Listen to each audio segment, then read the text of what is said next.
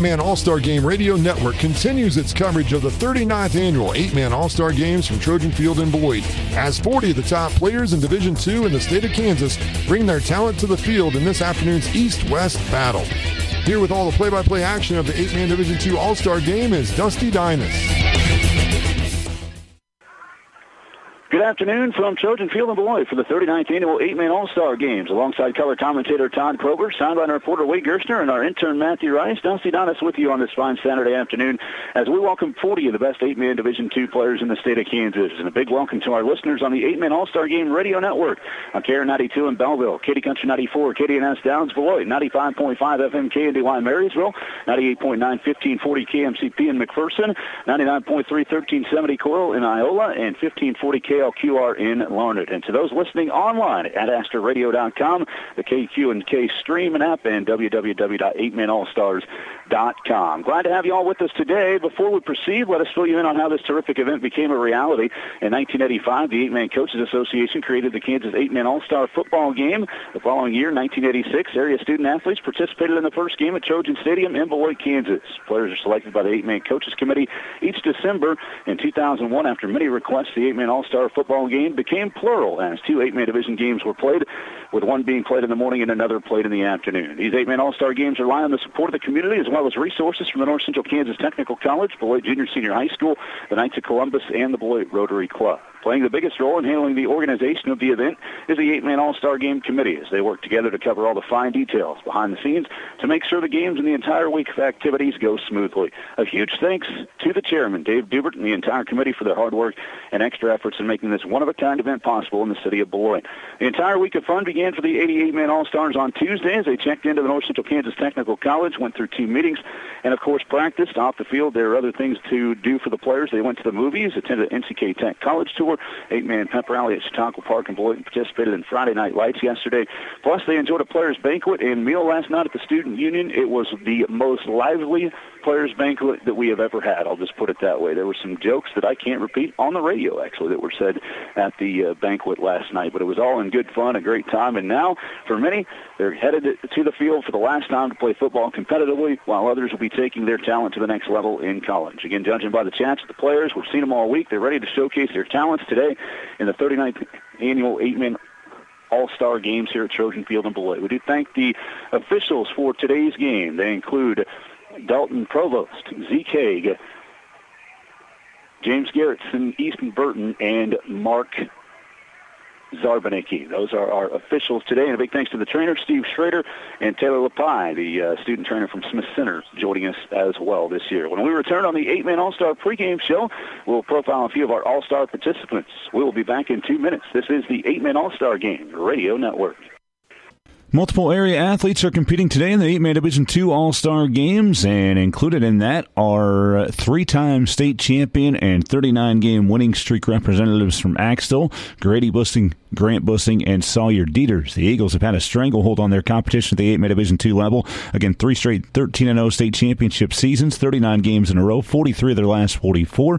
This contingent of All-Stars have helped lead Axtell to a combined 46-3 record over their 4 years in high school. Grady Bussing and Sawyer Dieters, both first-team All-State offensive linemen, helping the Eagles amass 3,870 total yards in 2023. And as a tight end, Grady also contributed with 27 catches for 535 yards and 8 touchdowns receiving.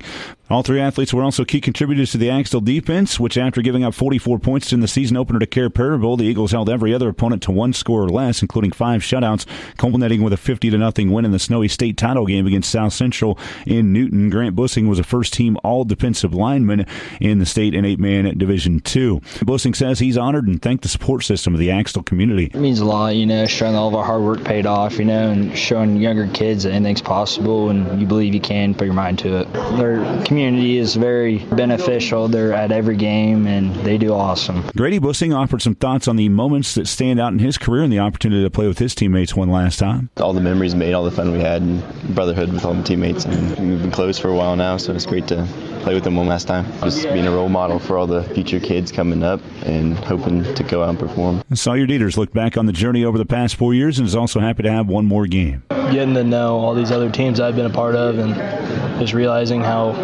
the dedication's increased and how so is our skill set.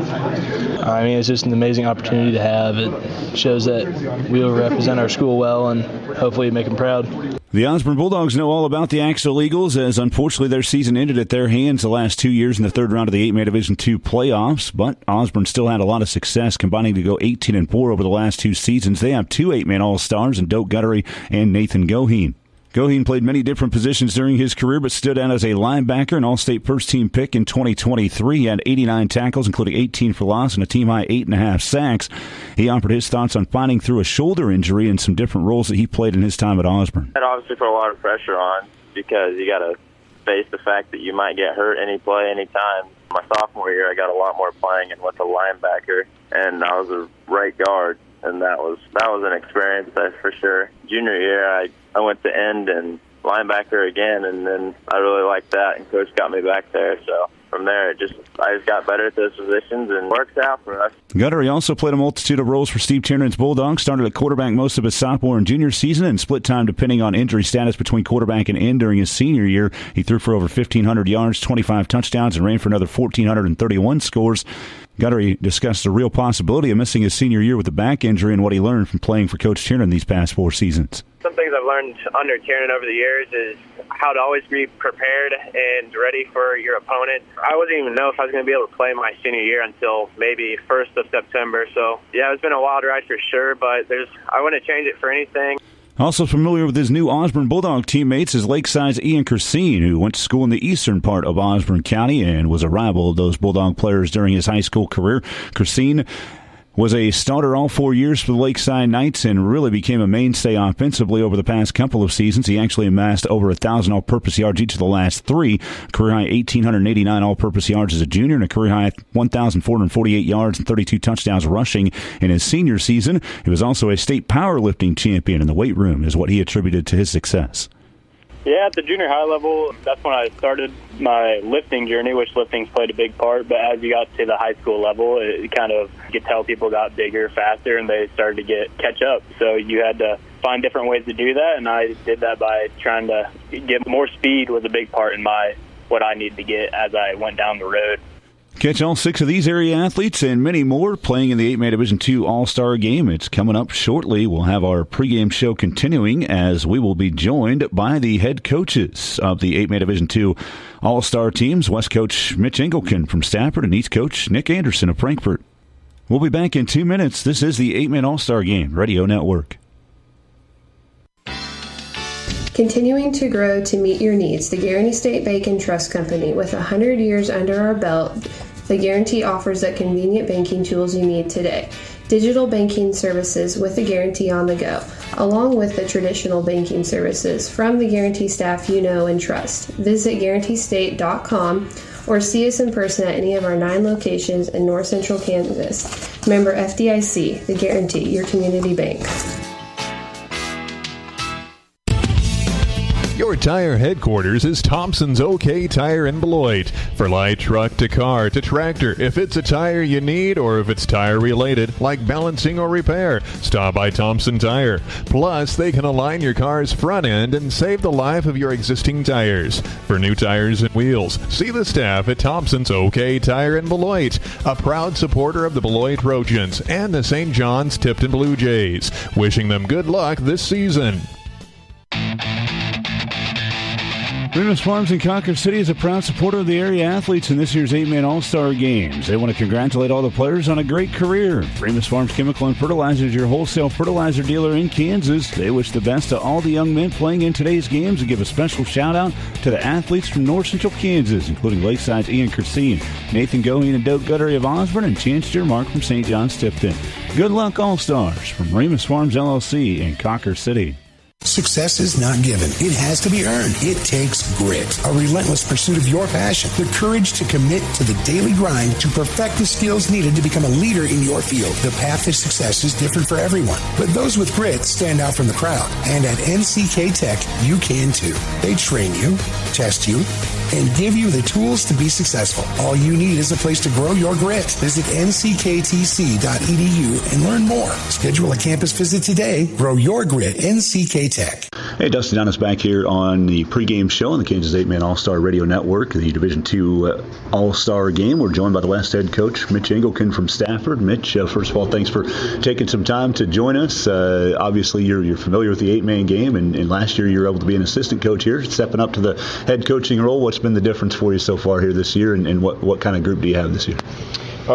Different so far. A little bit more responsibility, but the good thing is I kind of put it on my assistants. Hal's been running the offense, Dunlap running the defense, so I'm just kind of overseeing everything and game planning and practice planning. But what I've been seeing, we really we had more nominees this year, so more all-star selection guys to choose from, and so we kind of narrowed down the 20 guys that we thought would really help us give us a chance to win Saturday, and so we really like what we see overall. Got a lot of athletes, so it's always good. I know you'll tell me that you put the letter jacket away and all that stuff, but you had a lot of success in this game. You still hold the rushing record, 251 yards back in 2012 playing at B&B on the East squad, but just the experience that you have there, what's the difference as a coach, but also what can you teach the kids about the game based on that experience you do have in this game? The experience was great, and it was, you're becoming friends and hanging out with and making all these new memories and spending time with kids that you competed against all the time. And now as a coach, getting to see them relationships build and also building with them as their coach, that's probably the best thing about this whole week, and probably the saddest part too, when the week's over. You might not see these kids again, ever, but you have that lifelong memory of that All-Star week, and so it's just a great experience, and it's always fun coming up here. I've been glad to be back the last two after playing 12 years ago. So. 2 years at Stafford. You got one of your own kids here, Jimmy Olsen. How much has he meant to what you had there at Stafford, and how excited are you to coach him for one last game as well? Oh yeah, 100%.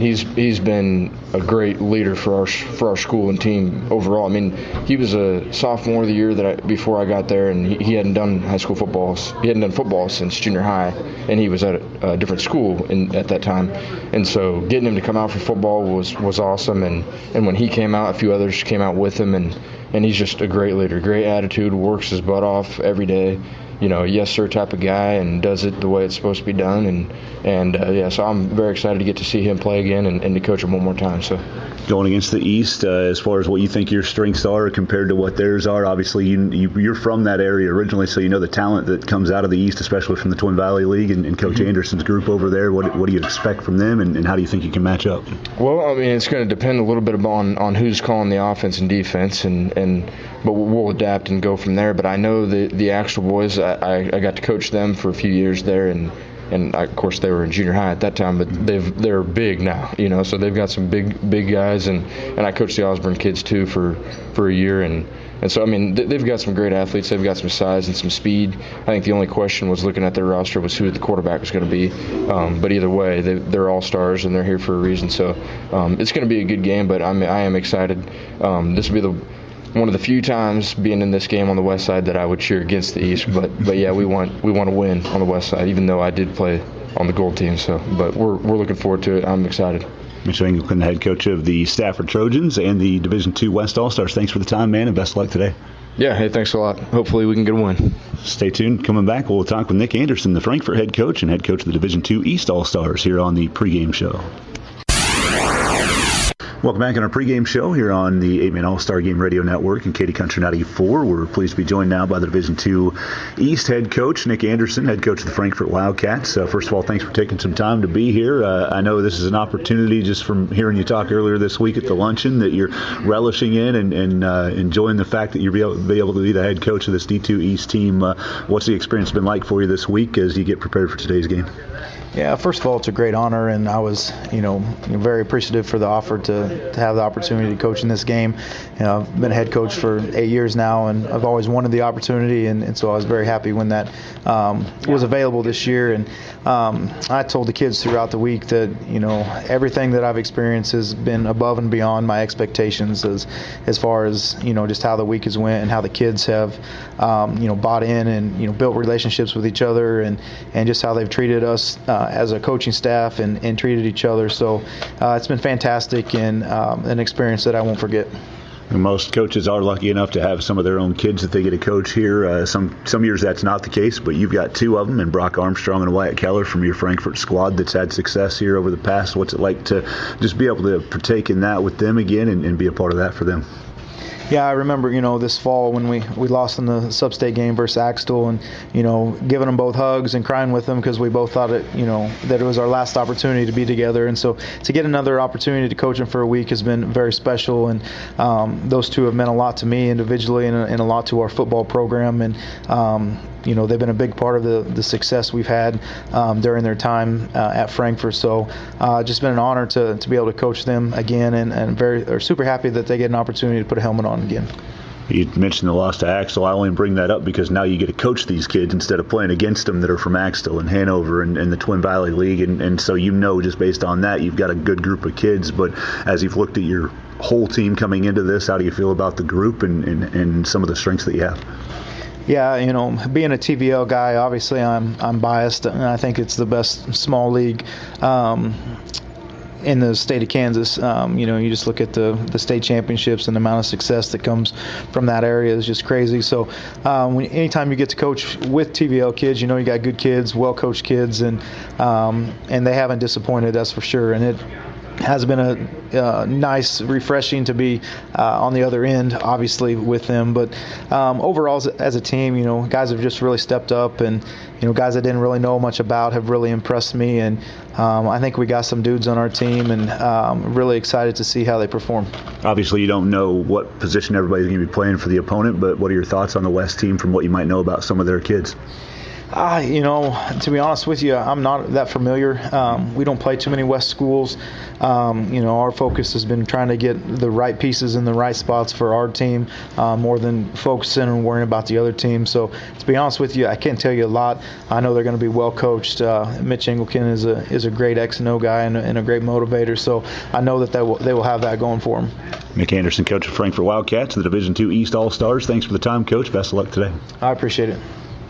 And stay tuned on our pregame show. Coming up, the 8-man Division II All-Stars will introduce themselves. We'll be back in 2 minutes. This is the 8-man All-Star Game Radio Network.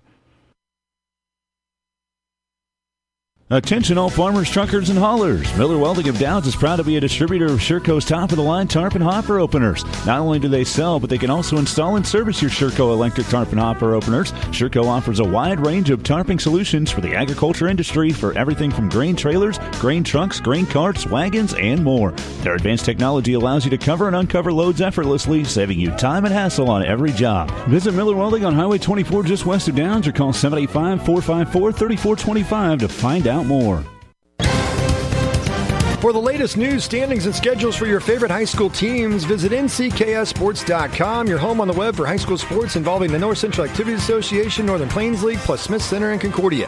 Visit ncksports.com today. A big thanks to our sponsors, Thompson OK Tire in Beloit, Mankato Professional Pharmacy, S&S Drug and Home Health, Brush Art Corporation and the Brush Group, Cunningham Telephone and Cable, and by Farm Bureau Financial Services, Todd Clover, Sales Associate. Your horse deserves the best. That's why Central Valley Ag developed Empyrean Equine Feed. Trust CVA Empyrean for a superior feed solution that prioritizes health, longevity, and peak performance. Designed to support horses throughout their lives, Empyrean's powerful blend of nutritional elements with Amifirm at its core optimizes equine health and performance. Try Empyrean today. Visit cvacoop.com. The Brush Art Corporation of Downs, Kansas would like to wish all of the 8-man All-Star Game participants the best luck in today's games in Beloit. And they're proud to support all area athletes and athletic programs. At Brush Art Corporation, they pride themselves on long-term personalized customer relationships with a variety of companies. Where do great brands turn to find solutions at work? Brush Art Corporation of Downs, Kansas. Proud to be a sponsor of today's 8-man All-Star Games. We now introduce the Division II East All-Stars, coached by Nick Anderson of Frankfurt and assisted by Max McInnes of Marmaton Valley and Nick McAnulty from Crest. Chance Stromark, linebacker, St. John's Catholic. Ian Christine, Lakeside Downs, running back. Lynn McManus, Canton Gava, running back. Grayson Shoemaker, Lebo, wide receiver. Nathan Goheen, Osborne, linebacker. Doug Guttery, Osborne, quarterback. Brock Armstrong, Frankfurt, running back. Jerry Rodriguez, Colony Crest, defensive back. Gavin Turk, Lynn, running back. Leighton Whitty, Canton Galva, receiver.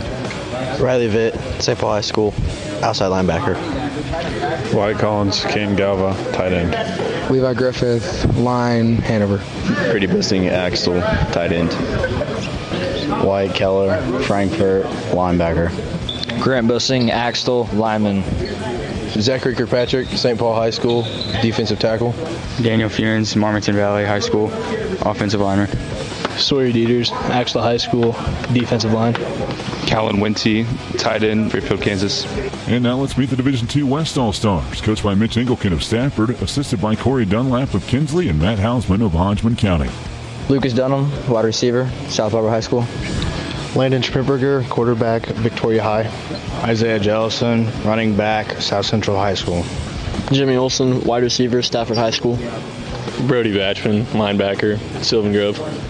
Owen Reese, quarterback, Hodgman County. Mason Baker, running back, Thunder Ridge. Caden Narsman, defensive end, Kinsley, Kansas. Eli Lang, receiver, Mineola. Andrew Bowman, wide receiver, Buckland. Connor Chamberlain, running back, Kinsley High School. Joseph Anderson, linebacker, Satana High School. James Littlewood, tight end at Mineola High School. Gavin Owl, linebacker, Coldwater. Matthew Patterson, defensive end, Hodgman. Seth Schween, defensive end, Victoria. Curtis Barnard, offensive lineman, South Central. Isaiah Pierce, defensive end, Buckland. William Shear, offensive line, Victoria. Bryson Rathgaber, linebacker, South Barbara. And now we head back to Trojan Field in Beloit on the Kansas 8-Man All-Star Game Radio Network. All right, Dusty Dennis back with you here on the 8-Man All-Star Game Radio Network. We are just about to have the national anthem, so we're going to take a quick 2-minute break. We'll be back after this on the Kansas 8-Man All-Star Radio Network. Hey there, Internet user. Ready to upgrade your online experience? At Cunningham Fiber, we're not just about fast speeds. We're about personal connection. With local offices right in your neighborhood and live customer support, help is always just around the corner. Say goodbye to long waits and automated messages. Our friendly, knowledgeable team is here to assist you with any questions or concerns you may have. Experience the difference with Cunningham Fiber, where fast internet meets local support. Visit ctcfiber.net. Call now to join the family. Cunningham Fiber. Connect with us. The Schooler Company in Downs can handle your grain in a timely fashion and tailors risk management solutions for their customers by buying, selling, storing, and transporting grain and ingredients for use in feed, food, and renewable fuel markets worldwide. Call them today with any questions you may have at 785-620-1133. The Schooler Company in Downs, wishing all of the 8-Man All-Star participants the best of luck in today's games. Continuing to grow to meet your needs, the Guarantee State Bank & Trust Company. With 100 years under our belt, the Guarantee offers the convenient banking tools you need today.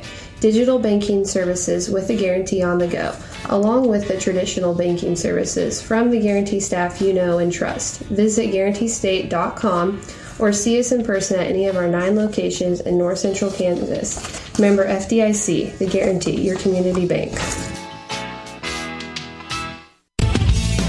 Your tire headquarters is Thompson's OK Tire in Beloit. For light truck to car to tractor, if it's a tire you need or if it's tire related, like balancing or repair, stop by Thompson Tire. Plus, they can align your car's front end and save the life of your existing tires. For new tires and wheels, see the staff at Thompson's OK Tire in Beloit, a proud supporter of the Beloit Trojans and the St. John's Tipton Blue Jays. Wishing them good luck this season. All right, Dusty Dennis, Todd Clover back with you in the booth, as well as our intern Matthew Bryce with us, and Wade Gershner will be on the sidelines here for Game 2, the 8-Man Division II All-Star Game here at Trojan Field in Beloit as we approach kickoff here today. Again, Division II East All-Stars are headed out there with the captains, Zachary Kirkpatrick, Doak Guttery, and Sawyer Dieters. And for the Division II West squad, headed out there for the coin toss right now are Mason Baker, Owen Reese, and the final captain is Joseph Anderson, who was the Jerry Slayton inspirational player for the Division II squad. Congratulations on making it to this game. Coin toss. You've been chosen to be the captains. I expect you to act like you knock somebody down, help them out, no matter the color of the jersey, all right? Each year, the visiting team on the scoreboard, you'll be able to make the call heads, tails, tails, heads. I'll call it in the air, repeat back to me what he says. Tails. Tails. It is tails. East, you have won the toss. Which side would you guys like to defend? I'd like to kick with them. All right, so you guys will spin around over there. East wins the toss, and they want the ball, Dusty. All right, so there we go. The East will get the football to start the game, and they will receive and be moving from west to east, left to right to left here on your radio dial to start this contest. Let's tell you a little bit about these All-Stars. The East All-Stars, Nick Anderson, the head coach from Frankfort, 8-year coach at 51 and 28. Max McCunis, an assistant from Marmaton Valley for 3 years. He's been their coach at 14 and 13. And Nick McAnulty from Crest is the other assistant coach. He spent 5 years as the coach, a record of 32 and 17 for the Crest Lancers. Offensively for the Division II East squad, Doak Guttery of Osborne will be the starting quarterback. Tailback is Ian Christine from Lakeside. Brock Armstrong of Frankfort is a slot receiver. Wyatt Collins will be a tight end from Canton Galva. Left guard is Levi Griffith of Hanover. The center is Grant Bussing from Axtell. Right guard Callan Winty from Fairfield. And the wide receiver or right end would be Grady Bussing from the Axtell Eagles. So those are your starters for the Division II East offense as they get set to take the field here today. For the Division II West defense, we can tell you what their projected starters are. James Littlewood of Mineola, the nose guard. Seth Sween of Victoria, defensive end. Caden Arnsman of Kinsley, defensive end. And then the linebackers are Brody Batchman of Sylvan Lucas and Joseph Anderson of Satanta. Lucas Dunham of South Barbara, safety. The corners, Andrew Bowman of Buckland and Landon Schmidberger from Victoria. We are ready to kick it off, and teeing it up for the West squad is William Shear from Victoria. He's got it teed up at the 30 and back to return for the East. A couple speedsters back there as it's taken back in the East back at the 15 out to the 24-yard line on the return for the East. I saw a 2, but I couldn't see the other side of his jersey, so that was 22 there for the East on the return. And that was Riley Vitt on the return for the East. They actually end up spotting it at the 22, 1st and 10 for the Division II East All-Stars on their first possession. Again, the Osborne product, Doak Guttery at quarterback for this East squad. But all 4 teams that are in the All-Star games are planning to run spread, and I think we'll see maybe a little bit more running from this Division II East squad. They got a single wing set here with Brock Armstrong on the left side. To the right hip of Doak Guttery is Ian Christine. Guttery on 1st and 10 at the 22, hands it off to Christine. Bounces off a one tackle, drags a defender out across the 25 to the 27-yard line, 27.5. A nice run on first down for Ian Christine. We'll see where they spot that. We'll call it the 27, so a 5-yard pickup on first down for Ian Christine, and it's 2nd and 5 for the D2 East offense. Yeah, the defense thinks they're going to run it because there's 7 guys at the line of scrimmage. Yeah. It's a little different than what we saw last game. Yeah, so spread offense. The East did throw the ball around in practices, so they have the ability to do that. With Doak Guttery at quarterback, he was such a dynamic player for Osborne on both offense and defense and played a lot of different positions. The wings over to the far side now, Brock Armstrong from Frankfort. Guttery in the shotgun and hands it off again to Christine. Tries to get the edge, gets a block, cuts across the 30. Short of the first down, a couple more yards picked up. That will spot him right at the 30, so it will be 3rd down, about 2.5 for the first down here for the D2 East. Ian Christine getting both the first 2 attempts here today. Yeah, good pursuit. Got him going laterally. Never got to turn upfield that time. So good defense. Got to stop at the line of scrimmage. And as we've seen Christine do, he always falls forward, gets an extra yard or 2 after contact. So 3rd down, about 2.5 to go for the first down. Just into this 8-man Division II All-Star game. No score between the East and West. Twin split this time. Grady Bussing to the far side. Of the near side is Armstrong. And in the shotgun again is Doak Guttery from Osborne. To his right hip is Christine. Trying to draw him off sides and doesn't. Guttery breaks off the first tackle. Ball pops in the air. Doak gets it back and has enough for a first down out across the 30 to the 34. And a 4-yard pickup on the play, setting up a first down for the D2 East. Doak Guttery getting a fortuitous bounce into the air to keep that possession for the East. So you were at practice this week. He's not supposed to flip that ball up in the air. They didn't work on that play. They didn't work on that part. So, yeah, that's when kind of those jitters early, and you don't want those early turnovers. We saw that safety early in the first game. So it is 1st and 10 now for the D2 East. They have the ball at their own 34. In motion to the near side, the shovel pass goes to Gavin Turk, who spins at the midfield stripe on the near sideline, taken down finally in the end. There's a penalty flag, though, at the 30-yard line that could be bringing this one back. It was a 9-yard pickup initially, but in the backfield, this penalty will pull him back. Yeah, he's grabbing his wrist. Holding on the Division II East will wipe away that play. And I would assume rules are the same in the 8-man All-Star game, where this will be taken from the line of scrimmage, not from the spot of the foul on the penalty. They just changed those rules. They're marking it from the penalty spot. They changed those rules during the regular season, I know, but they do move it all the way back to the 20. So it will be now a first down and about 24 for the D2 East. Yeah, and those kind of penalties in the first game with the style of offenses weren't as big of penalties. When you're running the football and you get backed up for your first and a long ways to go, that makes it more difficult. But we'll see if they can throw the ball a little bit. About 24 to go for the first down as Guttery's in the shotgun. To his right again is Christine. Doak takes the snap, wants to throw. Lefty delivery, far sideline. Coming back to the ball was Bussing. Great play by Andrew Bowman, though, on that far side to keep coverage for the West squad. It falls incomplete at about the 34, which would have been the original line of scrimmage on this drive. It's incomplete and sets up second down and 24 now for the East. Just a great job of, it looked like a receiver was going to come back and adjust the ball that was underthrown several yards, but good job in the secondary getting a finger in there and knocking the ball down. Christine checking out. Gavin Turk from Lynn had an outstanding career for the Bulldogs, and as over his career, he ran for 2,941 yards and 48 scores. He ran for just under 2,000 this year with 29 touchdowns. So he'll rotate some time at running back with Ian Christine of Lakeside. Guttery calling out a blitz here on the near side on second down and 24. Spins, rolls to the near side. Lefty delivers, fires high, and near the sideline, Grady Bussing dives at the 40, but he cannot reel it in. It's out of bounds, incomplete, and setting up now third down and 24 for the East. Yeah, and really good coverage. Schmidberger was all over that. There's just no place to put the ball there. So when you can have that kind of coverage, that's going to make it tough on the quarterback to find receivers. You've been absolutely right on these first two plays where they've had to throw the ball, Todd, where they wanted to come out. It was obvious they wanted to run the football to start this game with Guttery, kind of a power quarterback in the spread offense that knows how to run the football. Doak had over 900 yards rushing in his junior year. He had to deal with a back injury that kind of limited what he was able to do coming back on the rehab part of that in his senior season. Guttery in the shotgun with trips to the far side, and the snap goes to Doak. He rolls far side. Guttery firing into the far sideline looking for Armstrong. It's tipped out of bounds, and it will be incomplete. And now fourth down and 24. You would expect a punt coming up here for the East All-Stars. Yeah, you got to be impressed with the coverage in the secondary on all three of those passes. First two kind of getting a hand in there, and then on the last one, you hit the receiver just as the ball gets there and it pops out. So it's now fourth down and 24 for the Division II East All-Stars. 9:32 to play in the first quarter. Nobody's scored yet. This is the second possession.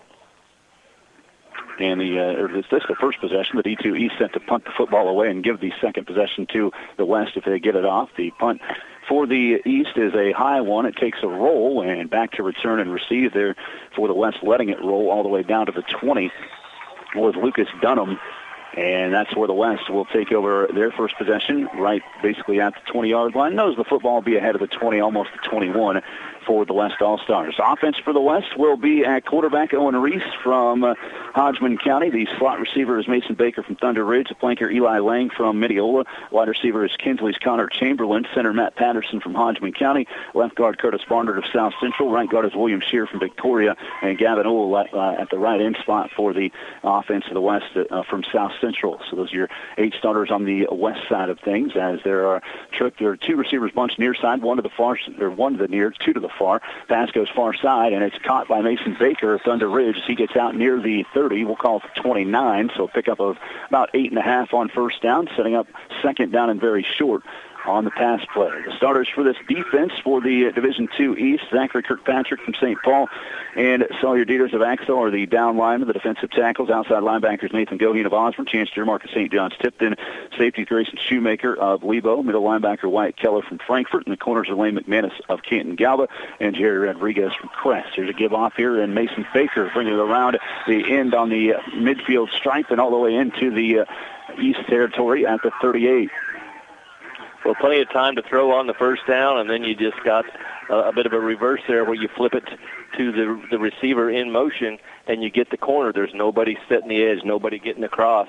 And when that happens and that speed gets turned upfield, you're going to have a big day running the football. A 13-yard pickup on that play, so setting up now 1st and 10 for the West inside the East territory at the 38. Direct snap to Reese. He goes straight forward, dives across one tackle to the 30 and down to the 29 of the East. A 9-yard pickup on the run play. What you see right now is spread out, and they're spread out wide, and then just snap it to the quarterback and find a gap and really good yards to set up second and short. So if you're not very sound in your tackling when they split everybody out wide, it's going to be a tough day defensively. Full yard to go here for first down after a 9-yard run by Owen Reese on first down. 8:24 to play. In the first quarter, no score. Reese takes the snap. Another shovel pass, quick hit here for Baker around the near end. He breaks the first tackle and finally knocked out of bounds on the near sideline just short of the 20. It's enough for a first down on an 8-yard pickup for the West squad. Mason Baker of Thunder Ridge, as expected, getting involved early in this one. Well, and you see him attacking the entire part of the field. You got a short pass in the flat. You have a couple reverses. You have a quarterback draw up the middle, so they've attacked wide on both sides. They've attacked the middle in just the first 4 plays of the game. 1st and 10 for the West at the 20 of the East as they're looking to strike first in the 8-man All-Star Game, the Division II side. 1 receiver to the near, 2 to the far side. In motion behind the quarterback, Lane gets a quick pitch here from Reese. Lane goes to the far side at the 20, lowers his shoulder and gets to the 15, and that's where they'll spot him out of bounds a little ahead of the 15-yard line. A 5-yard pickup on first down for Eli Lang, and it's second down in the short 5 coming up for the West. What you're seeing is there's no defensive ends in the game. There's 2 defensive tackles down inside, and it's just been very easy to get the corner so far in this game. Second down and 5, a short 5 for the West. The ball knows the football just inside the 15-yard line of the East. 8:09 in the first quarter. Reese takes the snap, out route, far sideline pass for Mason Baker, just ahead of the chains, enough for a first down on a 6-yard pass play from Reese to Baker. That's been an early connection in this one, and it's paying off for the West as they have 1st and goal at the 9. Gets it out quick. There's not much that you can do as a defensive lineman getting pass rush when the ball gets out of the quarterback's hands that quickly. So we do have 1st and goal now at the 9 for the West. Coming to the near side is Lang. 2 receivers split to the far side for the West squad as well. And a direct snap quarterback keep. Going straight forward is Reese down to about the 6 where they'll spot him. A 3-yard pickup on that first down play. 2nd and goal for the West. This is kind of offense that can really wear out a defense. You've got them running sideline to sideline pretty much every play. So early in the ball game, but the heat and humidity is going to take effect. You already see a big defensive tackle with hands on hips, and we're 4 minutes into the game. Yeah, East definitely has some size up front, but the West has been able to use the speed on the edges. Shotgun snap, quick shovel pass again. Baker fumbled. Are they not going to rule this like they did in the first game, because this is an incomplete pass?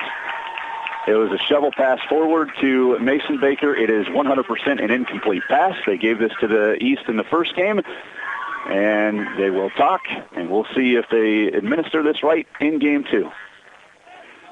It was a clear forward pass that was incomplete to Mason Baker. Should be incomplete.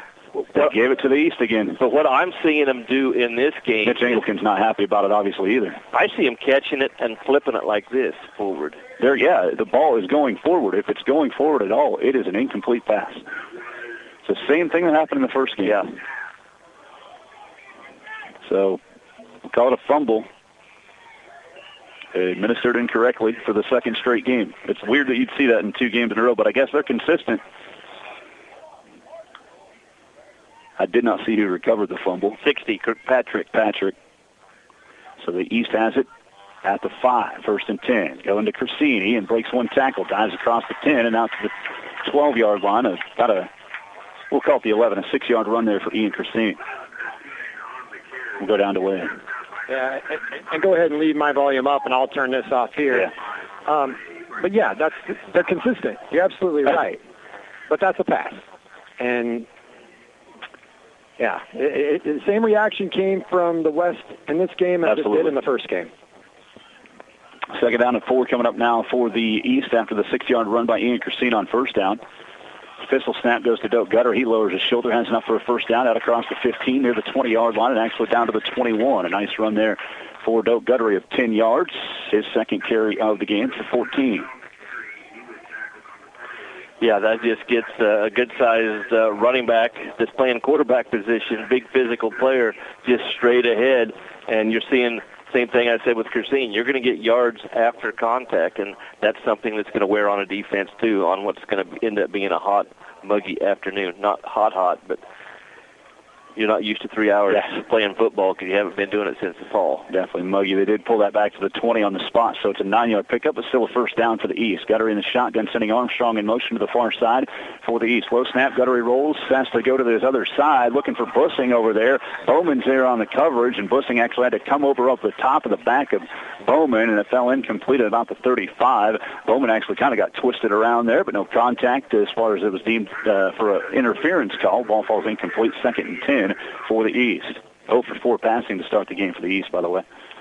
Yeah, and that could have been an interception. It was kind of in his hands, but it was a really good job by the receiver coming back to the ball, and some would say interfering with maybe the defensive back, but I don't think it was. I said some will say that. Yeah. 2nd and 10 now for the East as they have it in a pistol formation. Guttery in the pistol with Corsini, or actually Turk behind him this time. Doak takes it forward out to the 22 on a 2-yard pickup for Doak, and it's now 3rd down and 8. 3 carries for 15 early for Doak Guttery. 13 yards on 3 carries for Ian Corsini as well. Yeah, that's the way to step up in a hole and make a tackle. That's good defense. It's 3rd down and 8 coming up for the East. 5:50 to play first quarter. No score yet. The West was threatening to score, but again, a shovel pass was called a fumble, and the East picked it up, and they get the ball on a Kirkpatrick fumble recovery. So the East with the football at the 22, their own, 3rd down and 8. Corsini comes to the near side. 2 receivers to the far side are Armstrong and Bussing. Ian sent in motion to the far side. Guttery takes the snap on a strong left side. Has time to throw. Fires deep over the middle looking for Bussing. Bowman's there. Oh, they call PI on the play. That looked like a nice play defensively. I'm not down there to see it, but it's incomplete. He got there early. He got there early? Okay. He must have hit him on the side a little bit early there. So PI on Bowman, and that'll move it 15 yards. 1st down here. Not an automatic 1st down anymore, but it is a 1st down automatically in this case, so they'll move it up on 1st down and 10. Yeah, Bowman did a good job trying to slide around and make the play, or it's going to be a reception, but too much contact as he was trying to get around and make a play on the ball. So move it 15, should be at the 37, 1st and 10 for the East after the pass interference play, and that is indeed where they'll spot the football. 5:21 to play first quarter, no score yet as the East gets the benefit of a penalty, and we'll look to punch one in here. Well, that's why when it's in long yardage, sometimes you throw the ball downfield and hope for reception, hope for an interference call. Guttery, the quarterback for the D2 East from Osborne, threw for over 1,580 yards, ran for over 1,400 yards in his career, so he's definitely a dual-threat guy that has the ability to throw. He's in the pistol this time, again with Corsini behind him. He fakes to Corsini. Doak looking to get into the open field. What an open field shoestring tackle by the defense of the West squad. And getting in there is Joseph Anderson from Setanta to make the stop. And a gain of about a half a yard is what it ends up as Guttery looked like he might get more than that.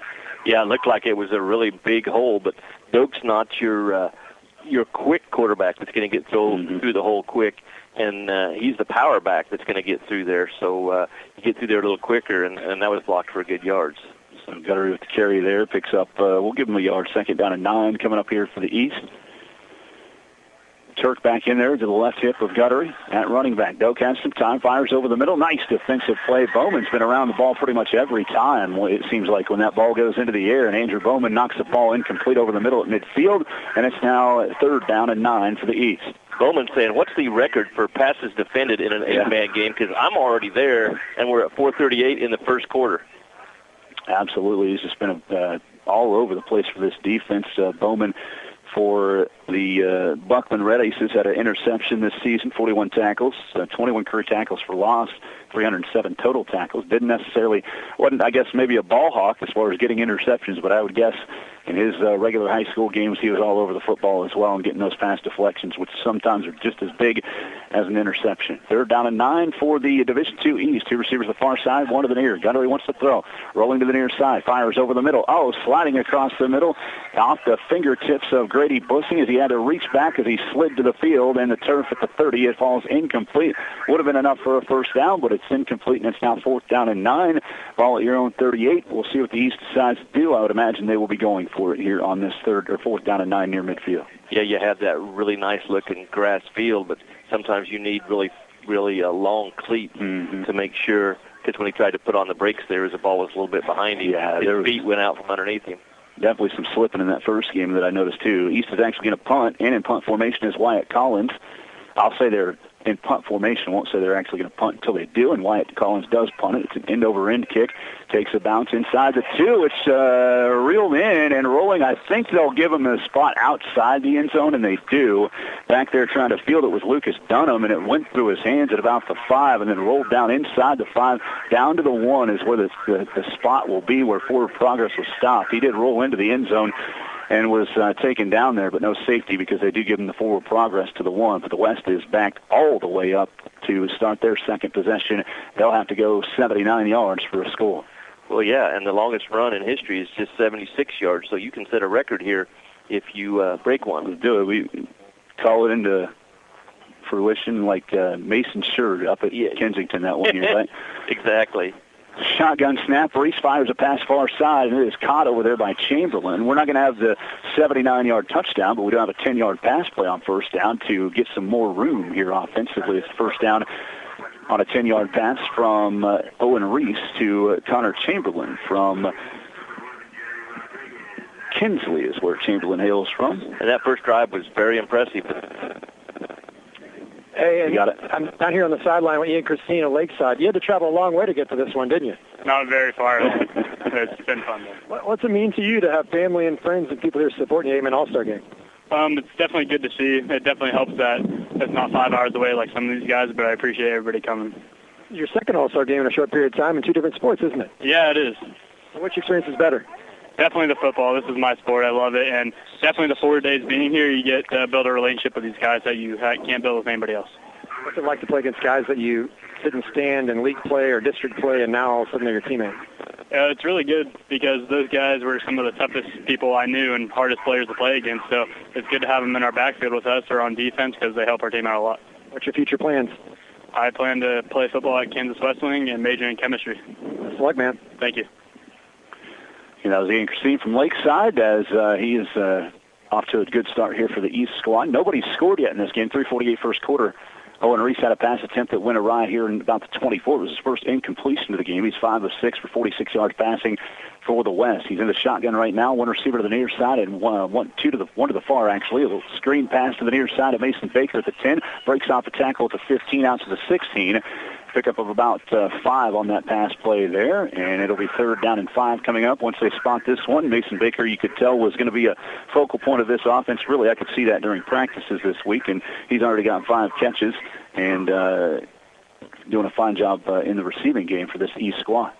Gotta love the short passing games that we've seen today by teams in both games. Just the end releases, and you drag the other end across for a short 5-yard pass for good yards. 3rd and 5, direct snap run here for Reese as he lowers his shoulder out across the 20 to the 21, very close to a first down.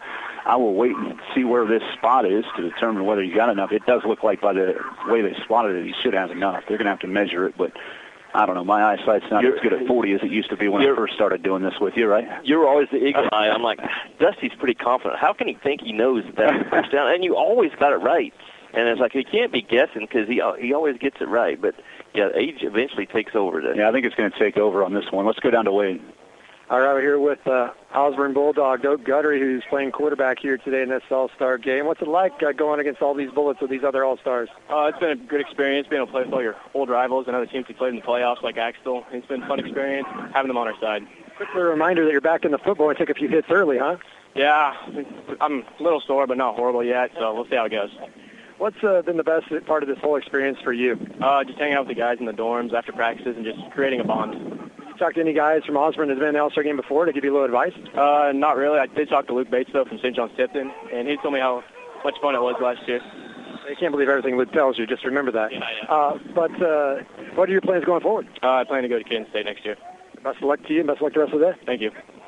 Fourth down play, Owen Reese ducks forward for a first down for the Division II West squad. 2:34 to play here in this first quarter. No score, but the D2 West does have a first down. As I said right before Wade's interview, I'm going to be wrong on this one if I would have said for sure that it would have been a first down. I didn't say it, though. I did say I'm going to have to wait for the measurement. First and 10 for the West, though, as Owen Reese picks up 2 on that run play and gives them a first down. They have the ball at their own 22-yard line. First and 10. Reese in the shotgun, trips bunch to the far side. That's a backwards pass, and now Eli Lang throws it back to Reese, and you could see when that ball was thrown, the wind caught it right up at the top of its apex, and it went flying ahead of Reese, incomplete here on the near side. Very, very good design, but it just didn't cooperate with this Kansas wind. Yeah, and kind of gave away kind of quickly what the play was going to be by immediately throwing it to a guy like 10, 12 yards behind the line of scrimmage, and the something should be going off in the secondary's head, say, hey, they're passing back the quarterback. It wasn't open. Second down and 10 as they throw a middle screen to Mason Baker. He has to go down to his knees to reel it in, but he's got the catch just in front of the 30-yard line at the 29. So it'll be third down at about 4 coming up after that completion to, yet again, Mason Baker for the West squad. And we kind of saw the philosophy here on that fourth and real short from your own 20-yard line going for it. So they understand that when you have the ball in 8-man football and it's short yardage, you got to go for it. Third down and 4 here for the West as they're in the shotgun again. 2 to the far side, bunch close to the line. The out route goes to Baker, who makes a catch and has enough for a first down, it looks like. We'll wait for the official spot here, but yeah, he's ahead of the sticks on a pickup of 5 on the pass play out to the 33-yard line, and a first down for the West. Guys, the wind has picked up since we started back at 10 a.m. for the first game, about 9 miles per hour. I'd say it's about 15 to 18, somewhere in that range, and it's shifted from the beginning of the day. Now it's more out of the northeast, so that throwback pass certainly affected by the wind. Yeah, you try to do sideways, and you could see that it got caught right away, as Dusty said. Pass near side on another out route. Lang spins back into the field of play, trying to get an extra yard after the catch, but he's stopped right there. Good defensive play over there to make the stop. McManus of Canton Gobble was there, as well as Keller of Frankfurt to pick up the 5 on first down, second and 5 at the 38. Eli had family that drove all the way from Arizona to be at the pep rally yesterday, won a program by being the furthest away. You talk about support from your family. We talk about you and Christine nearby. Eli Lang has people come all the way from Arizona, and then they'll drive back after the games. She was very lively about her trip from Arizona, too. Yes, she seemed to be very energetic. To you, me, and Todd. Second down and 5 for the West after the completion over the middle here. Again, the receivers are bunched near the line. Shotgun snap to Reese. He has some time, but then it buckles out from Keller. Pass near side, and getting 2 feet in on a pick on the near sideline for the East is Grayson Shoemaker of Levo with the takeaway at the 24-yard line. He read it, only needed to get 1 foot down, but he had 2 down and gets the pick for the East. And a turnover gives it back to the East squad. 1:13 in the first quarter. No score here in the D2 All-Star Game. Well, that's one of the things about flipping the ball around and throwing the ball around. It is for anybody to grab. And right now, had 2 really good-looking drives. That was a 10-play drive. And because you're coming out from your 1 because trying to field the ball. Go down to Wade here. Okay, we got Grayson Shoemaker, and we'll let this play happen here real quick, and then we'll go over his interception. And the shotgun to Guttery. To his right hip again is Ian Christine. In motion far side, Brock Armstrong. Guttery takes the shotgun snap, rolls the far side, wants to throw, pressured out, has to go the other way with his left hand, fires over the middle and lets it incomplete in front of Anderson at about the 34. Let's go back down to Wade. I have to admit, I'm here field level, and I'm like, the guy's open, he's open. All of a sudden, you came out of nowhere and picked it off. Talk about the play and what you saw. You know, we practiced that all week, just be sitting back, reading the quarterback's eyes. I saw him throw it to my guy. I just jumped the route. So. Kind of a little rope-a-dope, right? If you're in a boxing match, you just kind of fool your opponent and kind of suck him into that? Yes, sir. Yes, sir. I know he didn't see me behind him, so I just decided to jump on the route and get an interception. So. Well, you caught him with your hands. Would you consider yourself a guy that has good hands? Yeah, normally I play receiver and safety, so yeah. There we go. How do you like playing defense here primarily? It's fun. It's fun to play safety. I like it. Because you're back in the action, you can get interceptions, and then you can still run up and get tackled, so it's real fun. What's been the best part of this whole thing for you? Best part of this All-Star game is probably the bonds I've made with these guys. Like, when I first came here, I was the only one from Lebo. I didn't know anyone, and then now I'm, like, real tight with everyone. So the friendships I've made are awesome. So. Incomplete pass there by Doak Guttery. And then what's your future plans? I'm going to attend Southwestern College and major in physical performance and sports studies while playing basketball. So. Awesome, man. Best of luck to you. Thank you. Grayson Shoemaker does with the big pick. Thanks, Wade. 3rd down and 10 coming up after that incompletion from Guttery. The East is 0 for 9 in the passing game, and they've had some success on the ground, but they've had penalties that have kind of pushed them back, that have forced them to pass at times here in this first quarter. That's why we're at 1 minute remaining and no score yet in this contest. Yeah, the secondary's had good chances to get several interceptions. 3rd down and 10 for the East All-Stars, and the shotgun again is Guttery. To his right, hit this Gavin Turk this time. Doak has plenty of time to throw now. Pocket kind of collapsed, but he throws over the middle to a wide-open Grady Bussing inside the 40 down to the 37. A big-time pass play there, covering 20 or 19 yards on the pass, and it's a first down to the West 37 for the East squad. Good job by the offensive line, giving the quarterback plenty of time to throw the football, and eventually you have the receiver come open right in the middle of the field, goes up and catches his highest point, and is able to pick up the first down on long yardage. Guys, give Doak a lot of credit. He took a big-time shot right in the ribs from Schween of Victoria right when he threw it. So he stood right there in the pocket, was able to deliver that pass for 19 yards down to the 37 of the West. 1st and 10 for the East. Pistol formation. It's actually a direct snap to Gavin Turk this time. Gets a little block on the right side edge and gets out across the 30 down to the 28, about a yard shy of the first down. A nice, well-designed play for a 9-yard run for Gavin Turk around the right end. And getting a completion there that might get the offense into a little bit of rhythm and be able to move the ball and get the first points on the board. Looks like we'll see that in the second quarter as the East will let this first quarter clock run out. No score after 1 quarter here in Beloit in the 8-man Division II All-Star Game. We will take a timeout. We'll be back in 1 minute with the second quarter here on the 8-man All-Star Game Radio Network.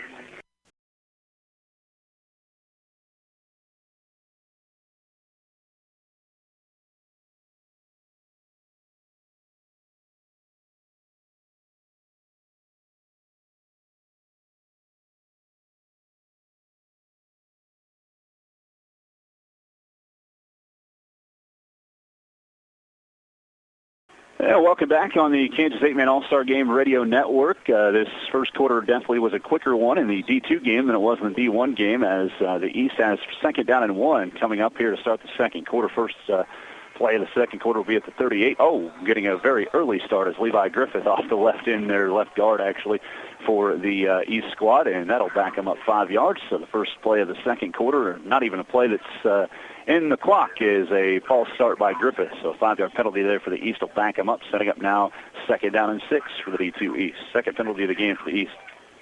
Yeah, first quarter, you got to get those offenses going. It was just 8-6 in the first game this morning after the quarter, and then the points picked up.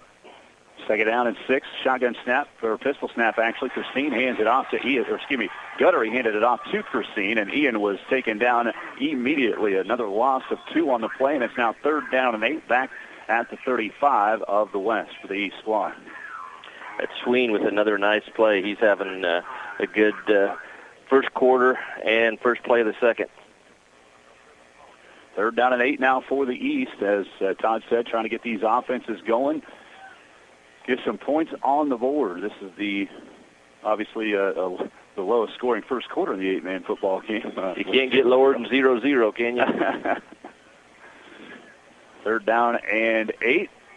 And the shotgun again is Guttery. 2 to the far side are Bussing and Armstrong. Armstrong came in motion near side. It's a screen pass to Bussing. Breaks off the first tackle, but Sween's not going to let him go anywhere else. Stops near the line of scrimmage. He reached out at the end to get a yard on the play, setting up 4th down and 7 at the West 34 for the East All-Stars. Another nice tackle on the play. And once again, it's so important that you can tackle, because against good athletes, when you miss that tackle, that's when you have the big plays. And a lot of times in the fall, that's why you see the blowout scores that you do, because you don't have equal talent like you have today. And you get a really good athlete on, let's just say, a lesser talented player, then you can't tackle them because they're just superior athletically, and that's why you see quick scores. 4th down and 7 coming up. And a whistle before the play and a timeout called by the East. They want to set something up here on this 4th down play. 10:29 in the first. Yeah, I think the defense called that. Oh, yeah. It was the West. Yep. Timeout, okay. So the West getting the timeout here, and East will talk it over here on a 4th down and 7. Well, let's kind of see what they do here, because last time on long yardage where they would have had to punt if they didn't pick it up, they didn't rush anybody, and they only sent 2 guys, and the quarterback had all day to throw the football, and eventually somebody broke open. So let's see if they come with a little bit more of, maybe not a blitz, but at least getting 3 guys after the quarterback so he doesn't have so much time to throw. Yeah, it's been a tough start here for this East offense and trying to get that passing game going, and that's where they're going to have to go on this play.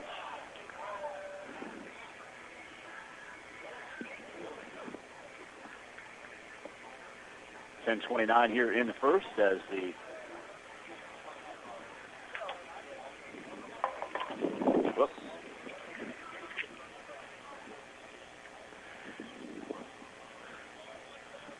East All-Stars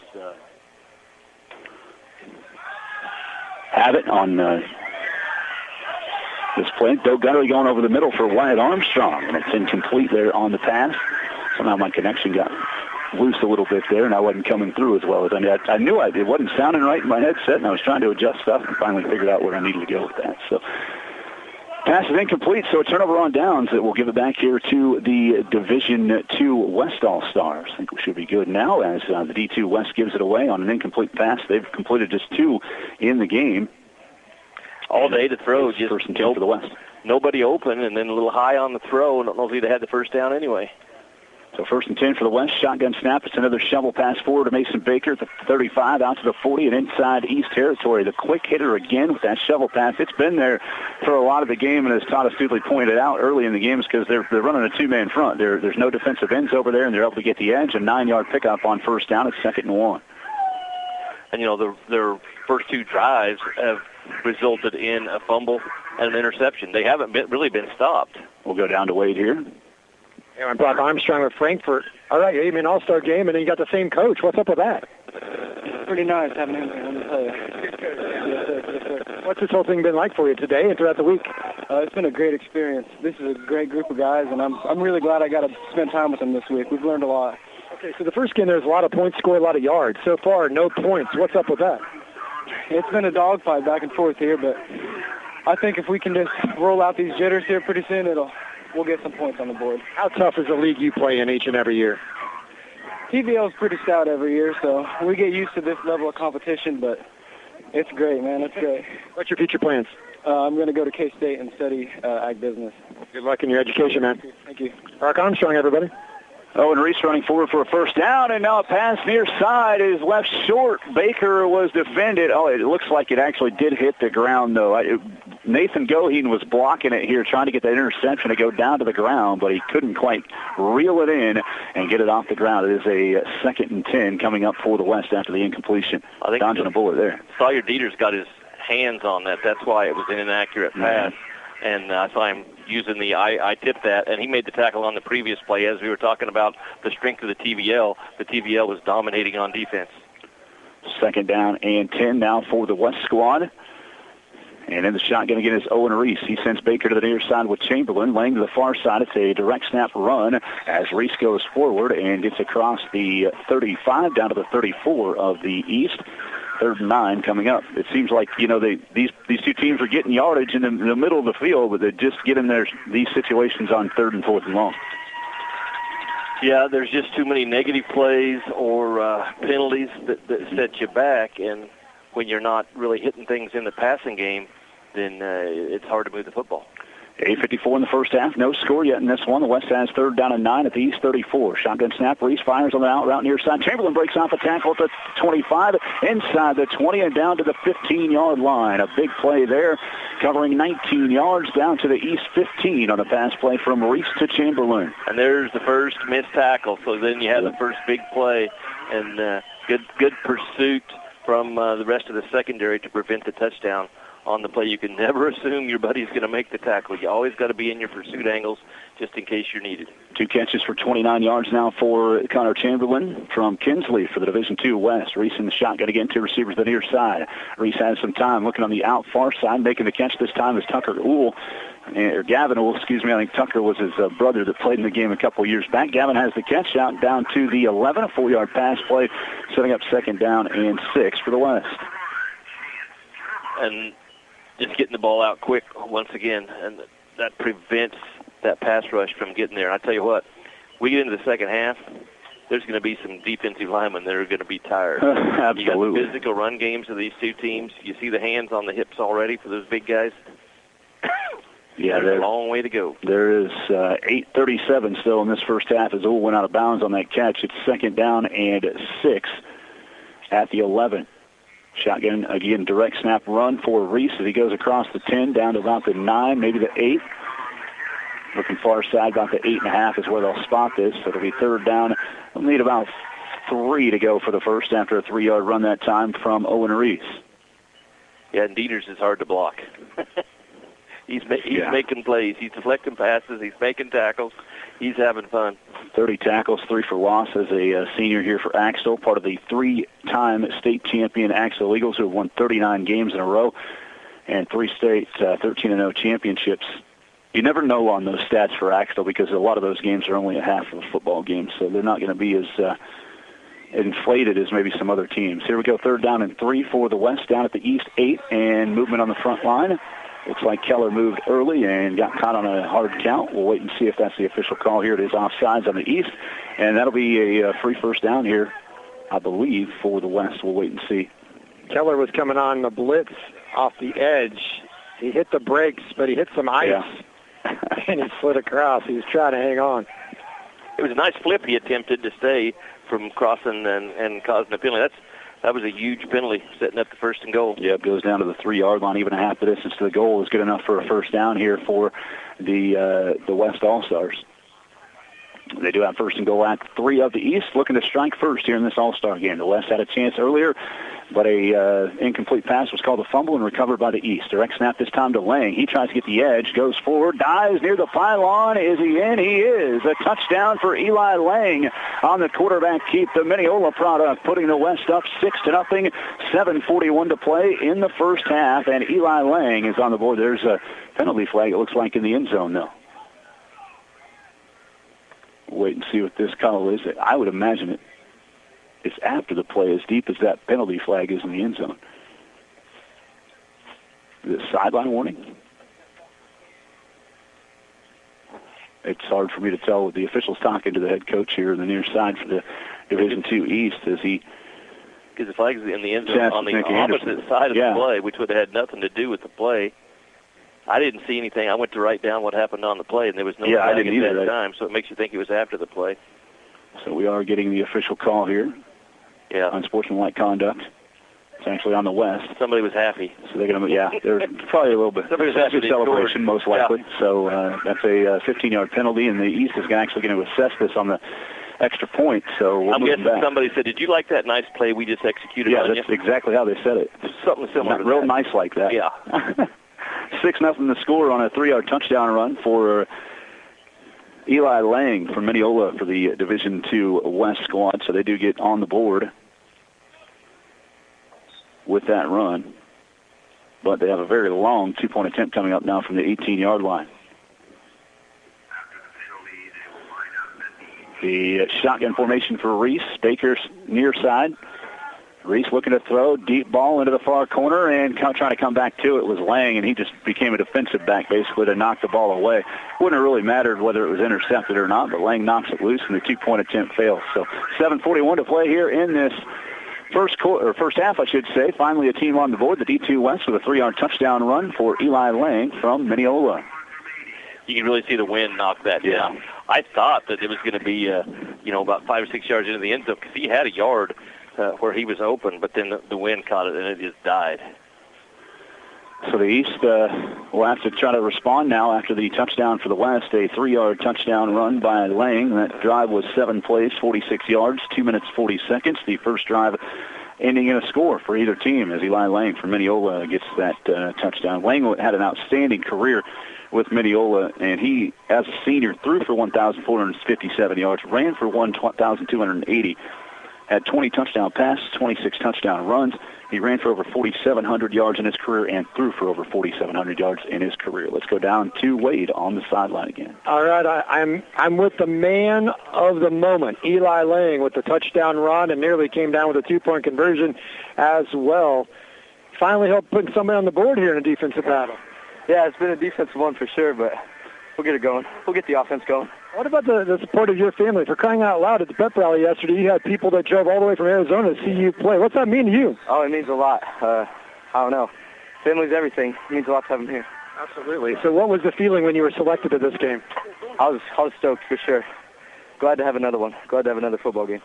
Representing Mineola, you had a big senior year, and you had a great career as well. What has been the thing that stood out the most to you about this week and playing today? I think just playing with all the guys that, I'm supposed to hate when I play against them. Getting a chance to be on the field with them, it's awesome. It's awesome. Has it been easy or difficult to pick up all the terminology in a short period of time? Oh, it's been. Coaches make it easy. Coaches, they do a great job. It's because you guys are so smart, right? Yeah, because we're so smart. Yes, sir. What's your future plans? I'm going to play baseball. Haven't committed yet, but... Well, good luck, man. What position you play, baseball? I pitch and outfield. Yes, sir. 100 miles an hour, right? Road to 100. How about 200? Perfect. Good luck to you, man. Thank you. Appreciate it.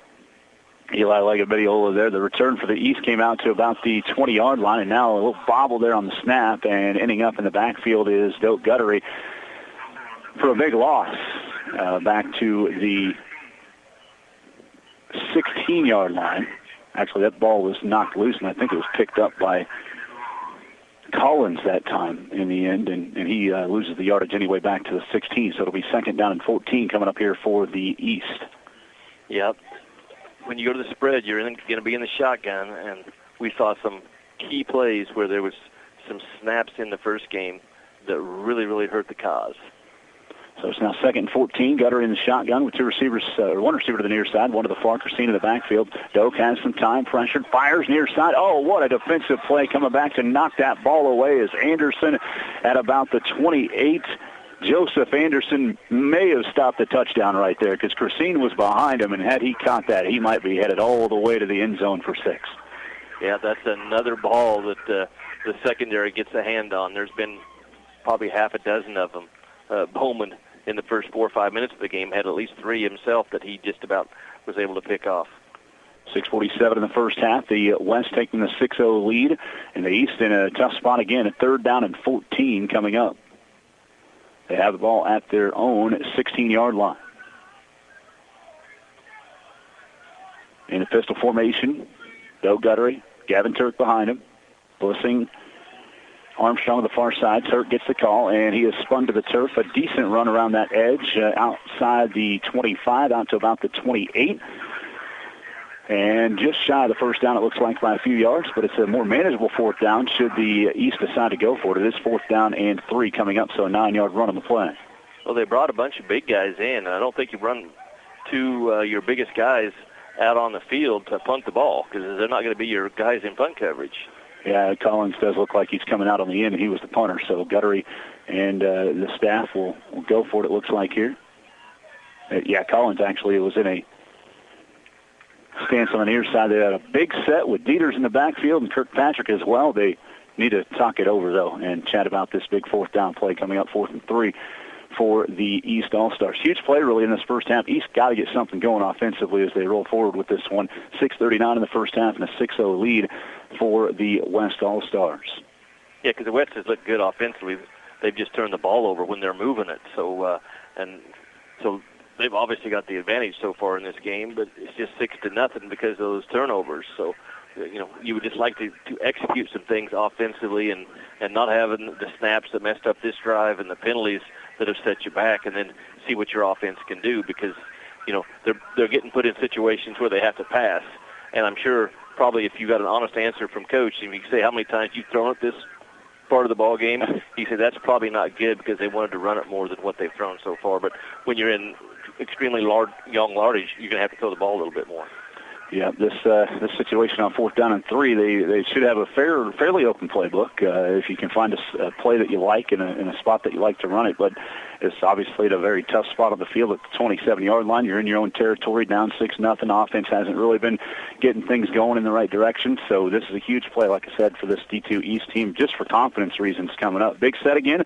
Kirkpatrick behind Gutter in the pistol. To his left is Sawyer Dieters. That's a big line up front or in the backfield there to run. Handoff goes to Kirkpatrick, bouncing off the tacklers and taking it in for the first down across the 30 and out to the 34-yard line. A 6-yard run for Zachary Kirkpatrick, the 280-pound running back from St. Paul. He's saying, feed me. He's giving the old feed me sign, so he obviously watches the guys on TV when they run the ball and look over to Coach, feed me, meaning I want the ball more.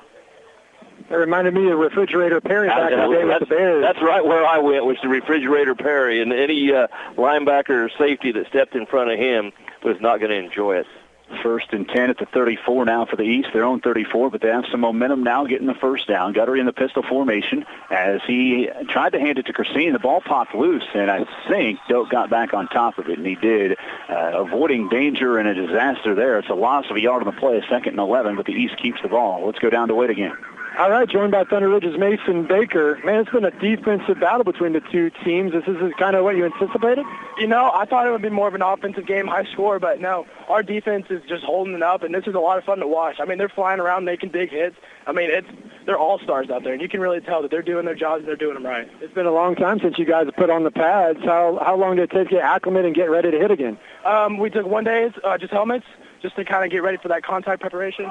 And then the next day we were in pass. Ball! Yes, the ball on the option hit the turf, but bounced to the running back. Yeah, go ahead. But getting ready, it was a lot of fun. The second day we did a scrimmage against the D1 West, and we were going 100% live, and it was a lot of fun to hit again, and we were good to go in a couple of days. What's it mean for you to represent your family, your friends, your school, and your community at the 8-Man All-Star Games? It's a huge honor, and I feel like I have a huge responsibility, but I'm also here out here to have fun and to just play the sport that I love the most. What are your future plans after today? I'm going to go to Evangel University in Springfield, Missouri, and play football and study sports management. Best of luck. Congrats on a great career. Hey, thank you. Mason Baker had an outstanding career with the Thunder Ridge Longhorns. 3rd down and 6 coming up for the East. After that fumble was picked up by Corsini, picked up 5 yards. We have a reverse pitch on a jet sweep. Grady Bussing at midfield. Gets off the first tackle of Bowman. Bowman hangs on for dear life, though, and does take him down at the 27. But a huge play. There's a penalty, though, on the far sideline that may be wiping this one away. Holding on the offense. So bring it back and do not count that play. It's about 4 yards ahead of the line of scrimmage, so they'll get 4 yards and take a 10 from that spot. It'll be 3rd down and long coming up here for the East. Wade, you're in charge here, but I think after listening to Mason, we could just let him play and kind of do the play-by-play and everything. He's a well-spoken young man, and he wants his guys getting after the loose ball and very impressive. That's one of the things I really enjoy is letting these guys talk on the radio and hear how well-spoken they are and just do a great job. They're not even nervous. They're just in their element playing football. It's funny that you said that because he yelled ball so loud that after we got done with that interview, I said, hey, Mason, can you sneak this microphone under your shoulder pad and we can really find out how hard people hit you?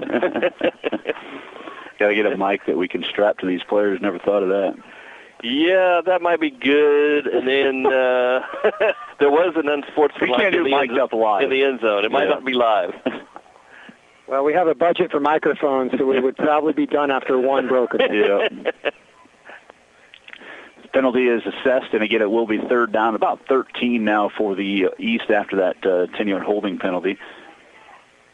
So again, the East All-Stars in a pickle here with 3rd and long.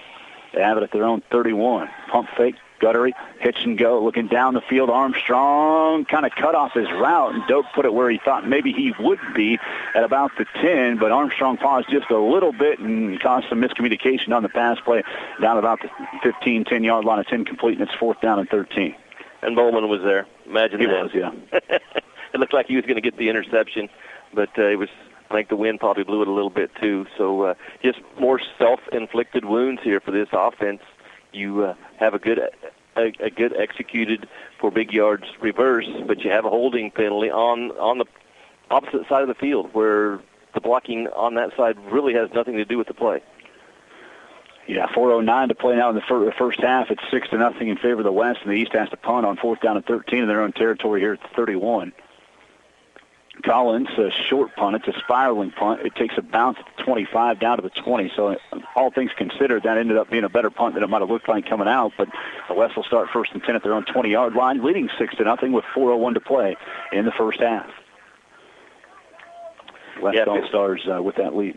Yeah, if it was punted the other direction, it might not have, because it wasn't a thing of beauty. It was what you wanted for field position and backing your opponent up to their own 20-yard line, but it was not well struck. West All-Stars 1st and 10 at the 20-yard line after that play as they come out with a spread formation. Receivers are tight here on this one. Reese in the shotgun. Again, the shovel pass to Mason Baker. Has it at the 20. Tries to get the edge at the 25. Down the sideline at the 30. Pops off the tackle and just bounces out of bounds after a big play out to the 36-yard line. A 16-yard shovel pass. Positive play for the Division II West, and it's now 1st and 10 at their own 36.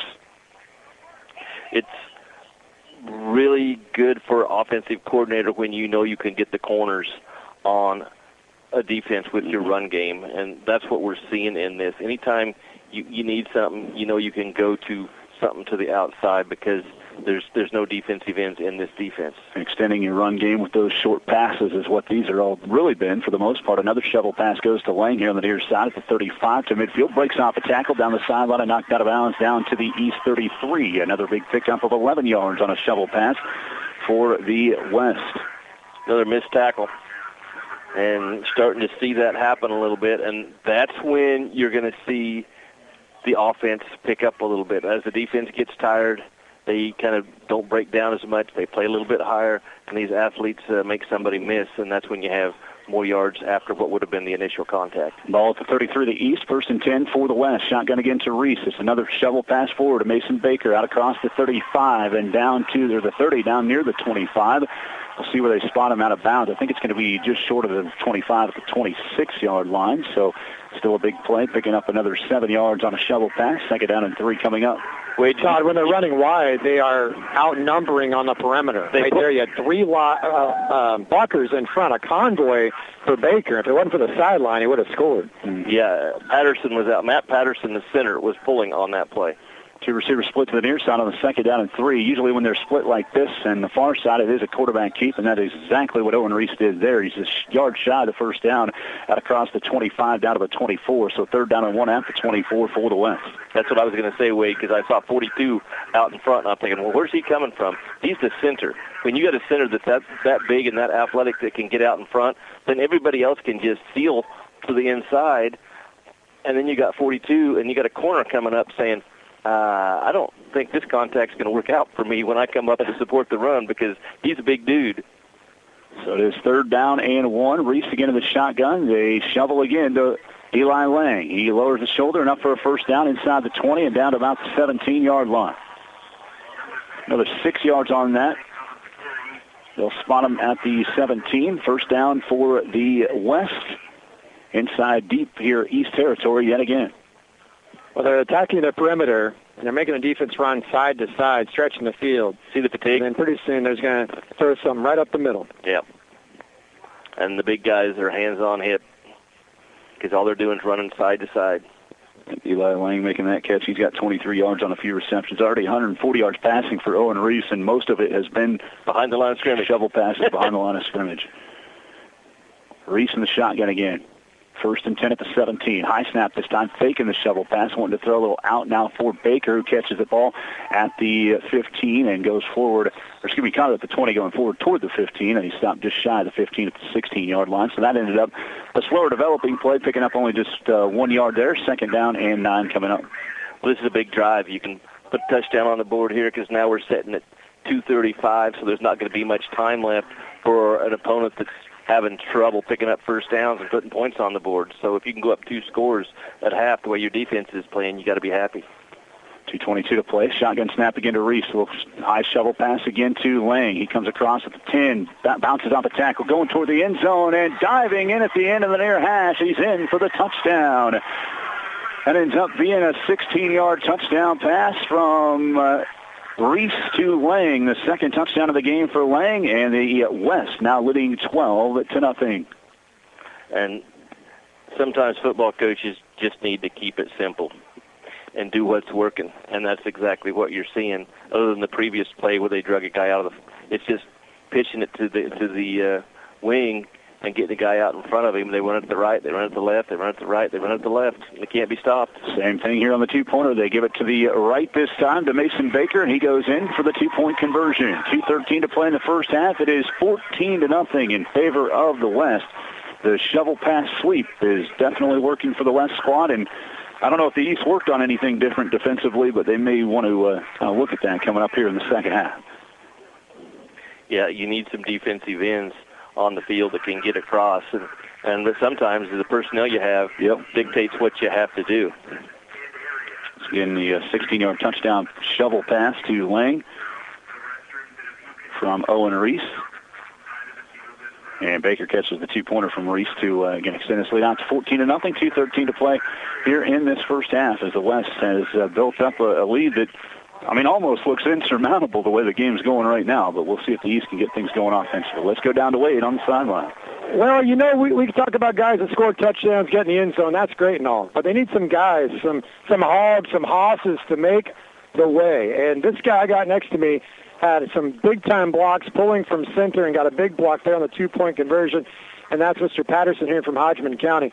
Man, that has to feel good when you put somebody in the butt, right? It does. It feels real good. Your teammate scores. Yes, well, it feels amazing. Is that the best thing or most you like about football? Is just able to knock some people over? Yeah, that's the main thing. Getting a good hit on somebody really just releases it all. We talk about athletes, but offensive linemen got to be athletes too, especially if the pull. Talk about some of those plays where you had to pull in space. Yeah, so a lot of them, just tell the quarterback or running back or whoever's follow me, and they'll be home free. It's a lot of fun just to lay a good old hit on somebody for a tutty. Yeah, you got it done. There's no doubt about it. What's your future plan? I'm going to go to Tabor College, play football. Well, look out for the rest of that league. Yeah. Congratulations. Best of luck. All right, thank you. Appreciate the time there from Matt Patterson from Hodgman County, helping out on a touchdown drive, a couple touchdown drives here for the West. They lead 14-0. A high kick was returned by Riley Vitt of St. Paul out to the 26-yard line. 27 is what we'll call it, 1st and 10. About 26.5 for the East as Doak Guttery goes in the shotgun. To his right is Gavin Turk. One receiver to the far side is Bussing, I believe. Actually, a new receiver out there. As Guttery does give to Turk here on the first down play, and he goes out forward across the 35. Is actually where they'll spot him. So about a 9-yard pickup on first down. 2nd down and 1 coming up for the East. And as much of a struggle as it has been for this team offensively in the first half, you got 1:48 to go in the half. If you can take this ball and put it in the end zone, all of a sudden you have good feelings going into the half just down one score. And this is what they got to do. Yep, they just take it forward and run the ball. That was Turk again with the run. As he picks up the yardage for the first down out to the 38 of the West.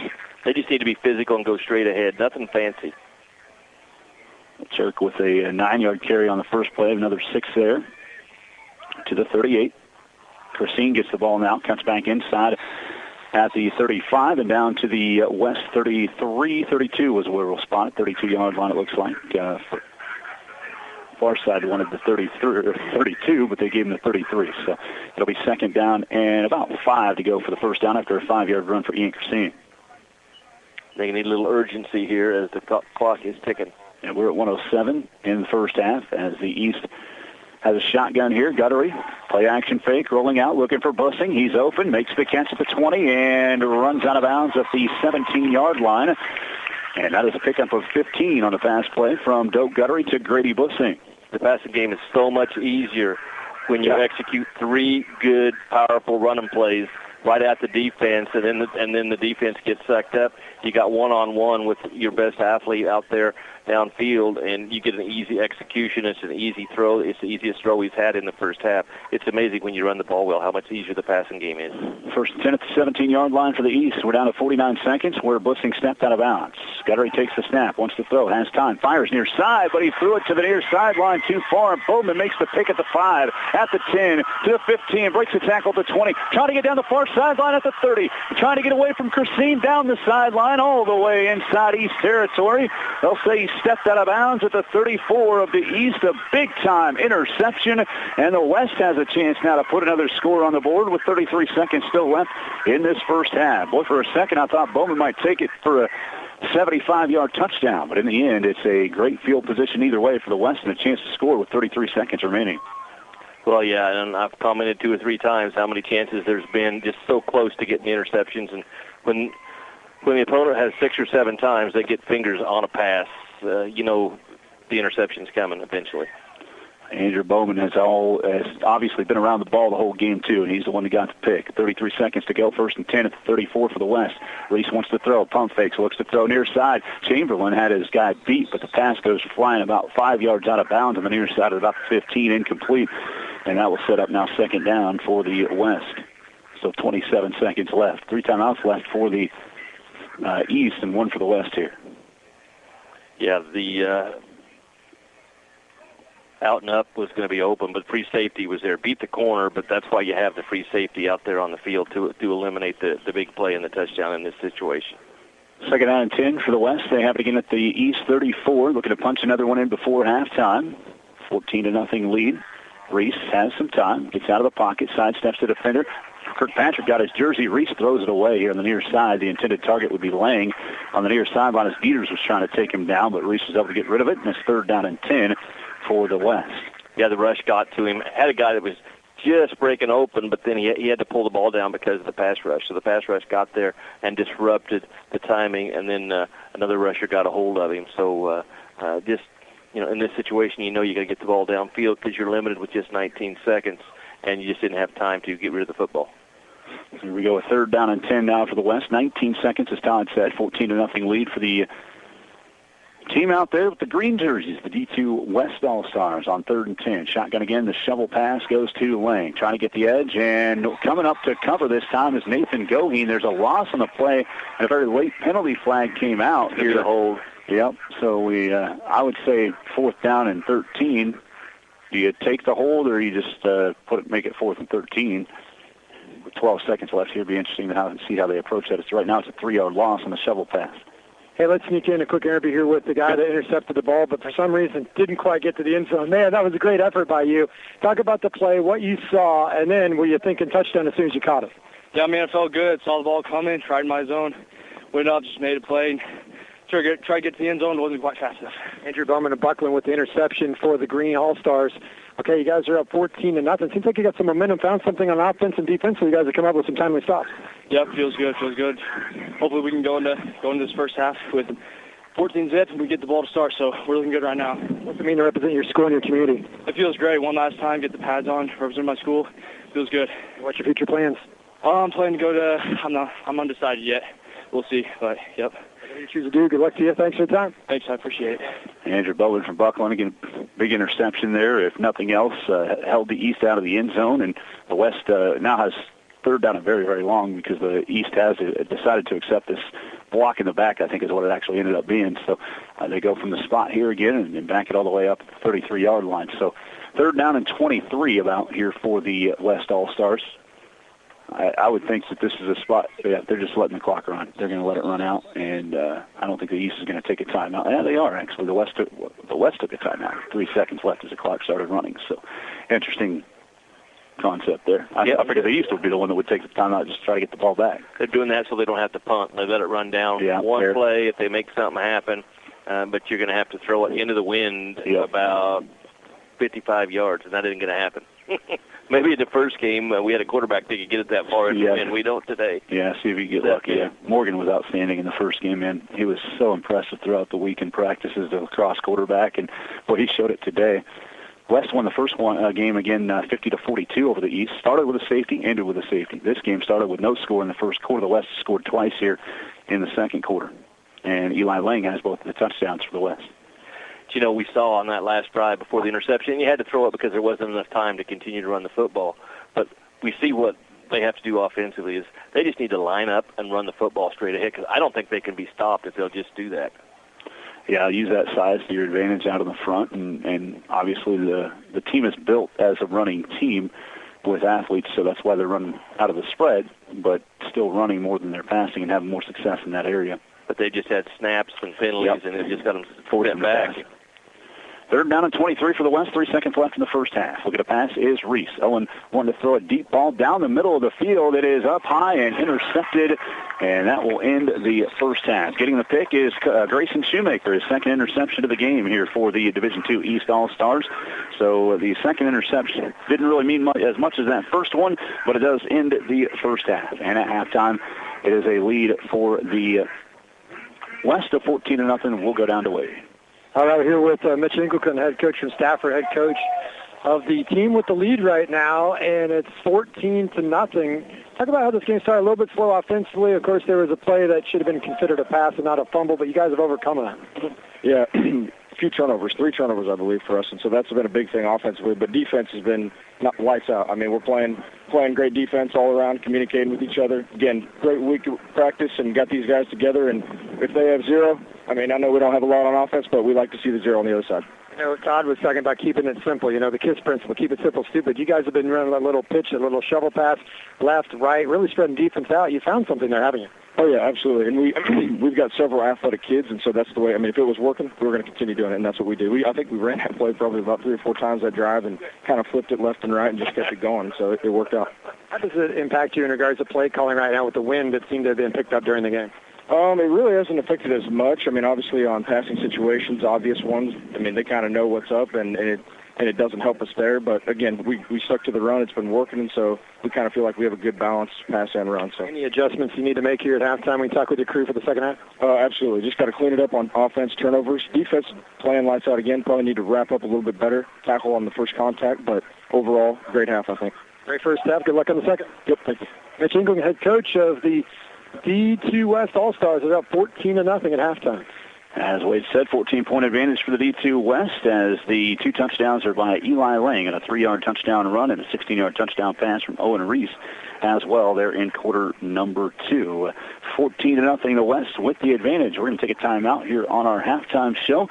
We return. Mandy Finchman will join us, the director of Mitchell County Convention and Tourism. We'll also have our halftime statistics here during the halftime show.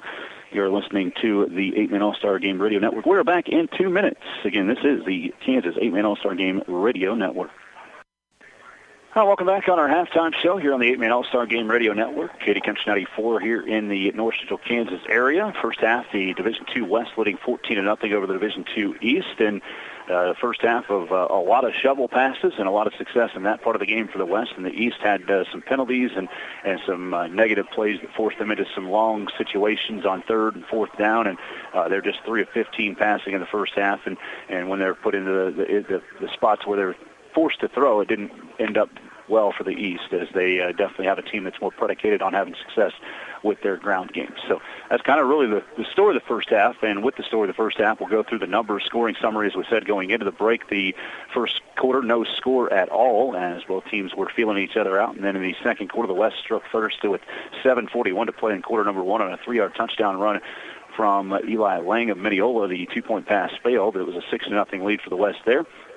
And then the West getting the ball back would score again with 2:13 left in the first half. 14-0 lead after a 16-yard touchdown pass on a shovel pass from Owen Reese, the quarterback from Hodgman County, to Eli Lang of Mineola. Again, 16-yard score. And then Reese caught Mason Baker of Thunder Ridge on the 2-pointer to make it 14-0 at 2:13 in the first half. The East was driving, and then an interception at the 5-yard line from Andrew Bowman from Buckland as he returned it out into East territory. But the West had a penalty that pushed them back, and then on the final play of the first half, an interception thrown, second interception of the game. You know, Coach Ingleton was talking about 3 turnovers, but the last one really didn't mean anything for him. It was either catch the ball, go score, which was going to be a long shot anyway. That last interception by Grayson Shoemaker of Lebo. He had an interception earlier in the game, that 113 in the first quarter, that actually did have an impact. And then we've already talked about the shovel pass that was deemed a fumble that was recovered inside the 10 there for the East as well. So those are the 3 turnovers for the East, or the West squad, excuse me. The East does have the 1 turnover, as we mentioned as well, the interception by Bowman there late in the first half. So that's a look at how that first half played out. Numbers-wise, 175 yards of total offense for the West. 141 through the air. Again, most of that has been the shovel pass game between Owen Reese and finding Eli Lang and Mason Baker in the passing game. Baker has 11 catches for 85 yards and 39 yards on 4 catches for Lang. Overall, 18 of 21 passing for Owen Reese, and they've been those short passes, 141 yards through the air, 26 yards on 8 carries for Owen Reese. So when they spread it out, he's doing a lot of direct snap, straightforward dive plays, quarterback dives and keeps. He does have 26 yards on 8 carries and 2 carries for 8 yards for Eli Lang, so just 34 yards rushing for that West offense. Todd, obviously the West has been predicated on knowing that they're going up against a defensive line that has 280 and 270 in the middle, and defensive ends are not home, and they're able to use their offensive line to pull, like we talked about with Patterson and leveling players on shovels, pass sweeps, basically, that are leading to a lot of yardage, and that's where we're at with this game. Yeah, they found out that's where the weakness of the defense is, and it's actually a strength for them with getting on the reverses with the shovel pass, and they just continued to do it, and then the defense got a little fatigued, and you saw there was 3 plays that I saw on that last scoring drive where the tackling was less than what you want, and then on the touchdown, the pursuit and tackling was less than what you want. So you saw a little frustration and fatigue setting in on the defense. So until you find an answer for that, they're going to keep running that. At least they should. But, the big part is you got 0 points on the board. And you credit your opponent for shutting you out, but there's just too many mistakes in the first half offensively. You can say, yeah, they played good defense, but to me it was more about the offense not doing what they need to do to be successful, and that's going to be, let's line up and run the ball at them. And on the last drive for the half, they ran 3 plays in a row, and it was 7, 8, 9, 11 yards, something like that, and those are chunks. And then they had to throw the ball, and it was by far the best executed pass play after they'd had 3 really good runs. So that play action is what sets up, or the run game is what sets up your play action, and they had their best pass play of the first half, but then they were short on time and had to throw it, and then that's when the interception came. So if they can only have to throw the ball, they can't throw the ball 15 times in the second half. If they have to do that, they're going to be in trouble. But if you can only throw it when you want to throw it to surprise the team, and then just run the ball straight ahead and take your first possession, go down and score, and then get fired up a little bit on defense and get another turnover or 2, then you can have a ball game. But those are 2 things that have to change. One is protecting the outside defensively with some type of an adjustment there, and then run the football straight ahead. 18 of 21 throwing the football. I think I could have cleared 18 out of 21 in that half, and that's not a knock on Owen Reese, but they're just little flips forward in motion, and how many people that watch football but don't watch it enough are scoring those as running plays? Absolutely, yeah. 99%. Those are passes. Apparently, but if you base it off of the officials that called the play in the first game and the second game, all those people are going to think those are rushing yards. It'll be interesting to see the officials.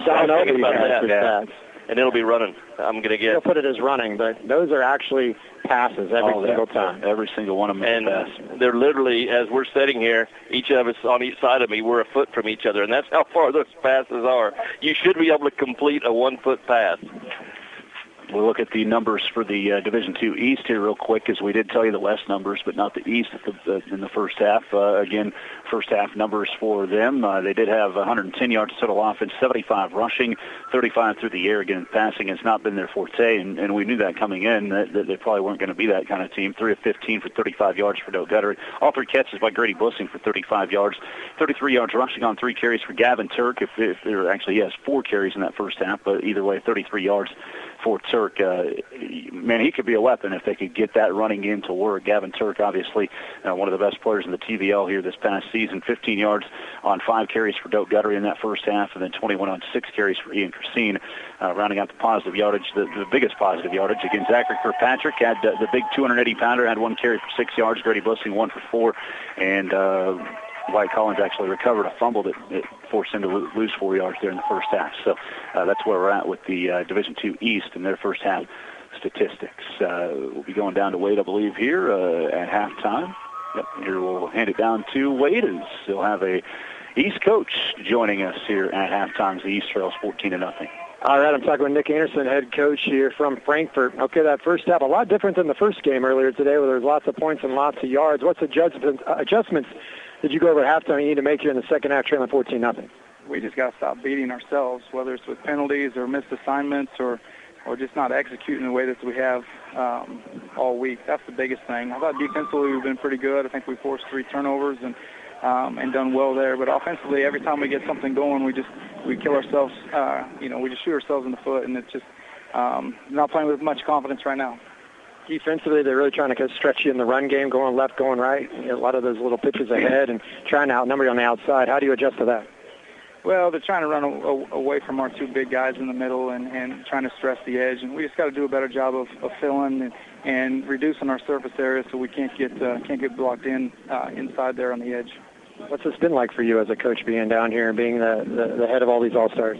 It's been fantastic. I wouldn't trade this group for any of the groups here. It's a fantastic group of human beings and some pretty good football players as well. So value the relationships that were made in a short period of time. And, I'm just, like I said, very grateful we had the opportunity.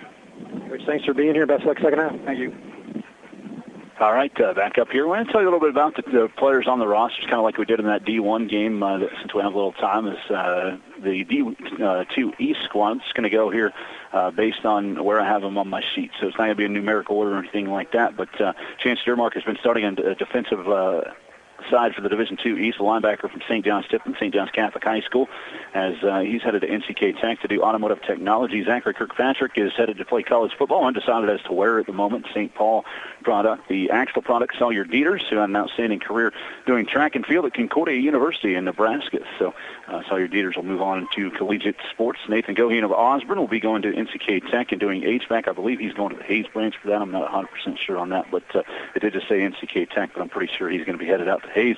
Jerry Rodriguez from Crest will work with his father's drywall company. Grayson Shoemaker, as we talked to him, he's going to play basketball at Southwestern College, physical performance and sports studies. Wyatt Keller of Frankfort is going to be a professional welder. Lane McManus of Canton Galva will do agribusiness and rodeo at the college level. Wyatt Collins from Canton Galva is welding out of high school as well. Commercial real estate for Levi Griffith of Hanover is in his future. Grant Blessing of Axtell is going to Southeastern Community College Milford and John Deere Tech program there. Also, Callan Wente of Fairfield, agricultural engineering. Grady Bussing of Axtell will be doing track at Washburn University. Doak Guttery of Osborne, K-State, is where he's headed. If you know his family, that should surprise you zero that Doak Guttery is going to Kansas State University to do animal science. Ian Christine, as we talked with him earlier, he'll play football at Kansas Wesleyan University in Salina. Go Coyotes, right? Yeah, very well spoken in the first half. He'll be a great Coyote. Derek Armstrong of Frankfort going to Kansas State. Gavin Turk of Wynn is going to Southeast Community College in Ag Mechanics. Leighton Whitty of Canton Galva is headed to attend college as well, undecided as of the moment that I got the information. Riley Vitt from St. Paul will go to Pittsburgh State University majoring in finance, and Daniel Fewens of Marmonton Valley will work at a nuclear plant is his plan moving forward. Looking at the Division II West All-Stars, Caden Arnswood of Kinsley will go wants to do some college sports. James Littlewood of Mineola is going to play football at Dodge City and major in diesel. Seth Sween of Victoria going to play football at Independence Community College. Andrew Bowman of Buckland is going into Ag Tech. Brody Batsman of Sylvan Lucas been a starting linebacker today. He's going through to Rolling Hills Electric after school here. Lucas Dunham of South Barber College for pre-med. Joseph Anderson of Mineola. He was the Jerry Slayton, most inspirational player on the D2 squads, the Mineola product, and he's going on a 2-year mission with the Church of Latter-day Saints. So he's going to forgo school here for a bit and go on a mission to start at Landon Schmidtberger, Victoria, NCK Tech Welding. Connor Chamberlain of Kinsley will go to K-State Milling Science. Curtis Barnard of South Central joining HVAC Union. Matt Patterson of Hodgman County Football at Tabor, and business major construction management for William Shear from Victoria. Gavin Ohl of South Central do HVAC, and we'll tell you about the rest of these D2 West players as we get a chance to early in this second half. But we are ready to kick off. Reese, by the way, of Hodgman County is going to attend college. We talked to Mason Baker. He's going to play football at Evangel in Springfield, Missouri. And over in kick to start the second half, Baker lets it fly over his head and out through the back of the end zone. Eli Lang of Mineola is undecided for what he's going to do in college. Isaiah Jellison of South Central will be an athletic trainer and entrepreneur. Jimmy Olson from Stafford is undecided. Isaiah Pierce of Buckland, K-State Agricultural Engineering, and Branson Rathgaver of South Barber is going to Pratt Community College in their lineman program. So we covered everybody. That's our chance to make sure we say everybody's name. That's exactly right. You nailed it, Dusty. Can't say you didn't mention everybody. And Lane Homewood, by the way, from Sylvan Lucas, was selected to play in this game. He is not playing, so I do want to mention him as well as one of our area participants. He did get recognized before the game today. Shotgun on 1st and 10. Reese actually fires an out route pass to Mason Baker across the 20 out to the 22-yard line. They start at the 15, so a 7-yard pickup on first down here to start this second half. For the D2 West, up 14-0 as we start half number 2. Really been impressed today with the coaching staff with their execution in their short passing game. And a lot of times, especially if you get a windy day, which can happen in Kansas in the fall and this time of year, you need to be able to execute the short passing game. 92 yards receiving now for Mason Baker. On 2nd down and 3, they're looking down the far sideline on a deep ball. Diving Lane can't quite get to it. It falls incomplete at the 30 of the East. Really the biggest strike that the West has tried today in this game. It falls incomplete. It's 3rd and short. That 2nd short's the perfect time to try that play, though. And that is why I said you have to be able to execute the short passing game, because that's open. It should be 6 points. It would be 6 points if the wind wasn't blowing really hard, because it just killed that ball right at the end, because it looked like it was going to be a touchdown when he let it go, because you had at least 3 yards on the defensive back. 2 receivers to the near side are Chamberlain and Baker. To the far side again, this is Lang, I believe, and the shotgun is Reese. There's actually a different receiver on the far side. Reese throwing short, though. Bowman is out there offensively making the catch into the open field with a 30, and the safety's back to take him down near midfield. We'll see where the official spot is. They are going to give him the 40, so that is a 18-yard pass play from Reese to Bowman. 1st and 10 at midfield for the West. The adjustment is those two big defensive tackles are not down at the defensive tackle spot. They were standing up on that play on the outside to try and take away that outside run. So that is the adjustment I'm seeing defensively so far. First catch of the game for Andrew Bowman for Buckland. He's been all over the place defensively. And now getting his name in on offense. 1st and 10 for the West. They have it again at midfield. 10:54 third quarter, 14-0 West lead. They're moving on their first drive of the second half. Reese wants to throw over the middle. Catch is made. Big catch there by Lucas Dunham as he's down about the 35. And coming in late to finish things off, Sawyer Dieters. And it's a 5-yard pickup with forward progress to the 35. 2nd down and 5 for the West. First catch of the game for Lucas Dunham for the West. And Dieters is going to hit you. He came in there kind of late, but it was right before the whistle blew, which is perfectly legal. And you got to love those big guys inside that will give pursuit to the ball, and that shows you maybe why.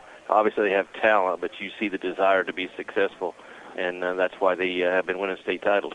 2nd and 5 for the West. Receivers are bunched. Another shovel pass goes to Mason Baker. He goes out to the 35, breaks through the open field inside to the 30 to the 25 and all the way down to the 22-yard line. A big play there for Baker. And actually, they give him the 21, a 19-yard run that time for Mason Baker. Actually, we'll call it a 14-yard run as it was a 5 yards for the first. Yeah, nobody outside on that one. The defensive linemen were down inside. It's just an easy play for 8 to 20 yards, whenever you want it. 14-yard reception, actually, as, again, the shovel pass that goes forward. 1st and 10 at the 21. Snap to Reese to keep this time. Trying to get around the edge. Gets a block from Lang inside the 20 and down to near the 15-yard line. Looks like that's where they will spot this. A 6-yard run for Owen Reese. Setting up another 2nd down and mid-range here for the West. Owen Reese with 9 carries for 32 yards in this one. he's really the only one that's been doing much in the running game as far as that would be concerned. Yeah. The extension with the shovel passes, as we mentioned, but otherwise he's the guy that is running the football. They're running the football in the short passing game. Absolutely. Second down and 4 for the West. Again, in the shotgun. Reese keeps. He gets a nice lead block from Baker, goes forward inside the 10. And we'll see where they spot this. Looks like the 9, so another 6-yard run that time for Reese, and another first down for the West. First goal at the 9. Saw that was coming with those 2 big defensive tackles split out outside the guards. You know, they're going to be able to take that because those defensive tackles are not able to contain the sweep, and now you're opening up the middle. So, the defense is really exposed in a lot of areas. Matt Hausman from Hodgman County, one of the coaches over on the west side, and also Corey Dunlap from Kinsley. Mitch Engelken, we talked to at halftime, the head coach, his team trying to score again. This is, again, a little shovel for Lang. He breaks free down the near sideline, high steps his way into the end zone for the touchdown. 8:36 to play, third quarter. It's 20-0, another touchdown for Eli Lang. That one actually might have been behind. I'm going to call that one actually a run for Lang and the touchdown from 9 yards out. I had it written down as a 10-yard run by Lang, so I'm not going to argue with you because that's what I had written down already. Second touchdown of the game here for Eli Lang on the ground, his third overall. He scored all the touchdowns here for the West as they lead 20-0, looking to extend on that lead. 8:36 in the third quarter. Referees in the huddle slowing things up here. I'm not sure it's equipment or what they're having. Yeah, there's a kid without a helmet on that's going to get buckled up. That might be Barnard from South Central. No, I see Barnard. I don't know who it is, but they may have to get a new lineman in here for him. It's actually the guy we talked to earlier, Matt Patterson. He'll come out of the game and a new center coming in. He probably broke something hitting somebody. Yeah, probably so. He liked to hit people. You could tell that in the first half. He said, warn the people coming in the KCAC. He's like, absolutely. I'm about to hit some people. Yeah, he'll find some big guys in the KCAC. I think it's Isaiah Pierce subbing in at center now for the West. In the shotgun, Reese. Shovel pass again to Baker. Mason breaks off one tackle, bounces off another, and goes into the end zone for the 2-point conversion on the far hash. Mason Baker extending the West lead out to 22-0 on another shovel pass on the 2-pointer with 8:36 to play in the third quarter. The West with the advantage. Reese to Baker. PAT. Those PATs are so important now with the 22-0 lead. Yep, the West with that advantage as Baker's been shining in this game as we kind of expected. The Thunder Ridge product had an outstanding career, and, you know, during his time as a junior, he really stepped up as a receiver and a running back. Joel Struckoff used him in so many ways. He had over 600 yards receiving, over 600 yards rushing that year, and gave Axtell all they wanted at the early part of that state championship game, and Mason Baker was a huge part of that. Axtell finally got some defense going and pulled away and ended up actually winning that by the 45-point rule as part of their run of 3 straight state championships. They were a state runner-up, but Mason had to take on a huge role this year for the Thunder Ridge offense. He threw for 986 yards. He ran for 1,925 yards and 30 touchdowns on the ground this year. And, again, he was a guy that could run, throw, pass. He did it all for Joel Struckoff's offense, and you're seeing that athleticism, obviously, on the field today. He's a state track medalist as well. Yeah, he's the best player in this game so far, and he's showing why he was able to put up all those stats. And that was just exactly what you didn't need when you're down 14-0 and you're having tremendous struggles offensively. And to get back in the game, you have to run the football. Well, now you're down 3 scores, and the other team's offense is really rolling. So, you know, if you can run the football, you're going to run 5 minutes off the clock for a possession. So, but that's what you got to do, is you got to run the football if you're going to be successful. Jellison on the onside kick. It takes a high bounce. It's still loose. Who has it? I think the West got on top of it. The last resort to carry it and pick it up there for the West does so, and that is Landon Schmidberger, the Victoria product, covering up the onside kick, and things continue to snowball for this East squad as the West has 1st and 10 at the 38 of the East. Onside kick recovery is a huge one. Well, obviously they must have saw something that they liked with the first few kicks and came to it. And, you know, there's a player there. We talked about it in the first game with all the onside kicks and the athletes that made great plays to recover the onside kicks. there was somebody there that time and just didn't have the hands to bring the ball in. So we have now 1st and 10 for the West. Another shotgun snap. Reese looking for the big hitter over the middle. He left it short. It was a little confusion in the route, and Grayson Shoemaker has his 3rd interception of the game. He's out across the 40 on the far hash to the 38. We'll call it the 39. Oh, it will be the 38 where they spotted over on that far sideline. Grayson Shoemaker with another huge defensive play, his 3rd interception of the game, and that one was very, very needed for this Division II East squad. Yeah, trying to go deep and going deep into this wind is, I understand the philosophy of you got the momentum and you want to jump on them right here, but you understand the weather conditions too. 8:24 in the 3rd. The East does get the ball back despite giving up the onside kick. Going forward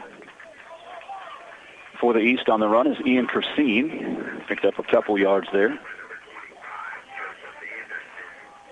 Well, that was a big interception they had to have. Obviously, you can't go down 4 scores when you haven't put any offense, up yet. So now go down and score and then see what you can do if you can get a touchdown here. So another big interception. 2nd down and 8 coming up here for the East after that run by Ian Christine.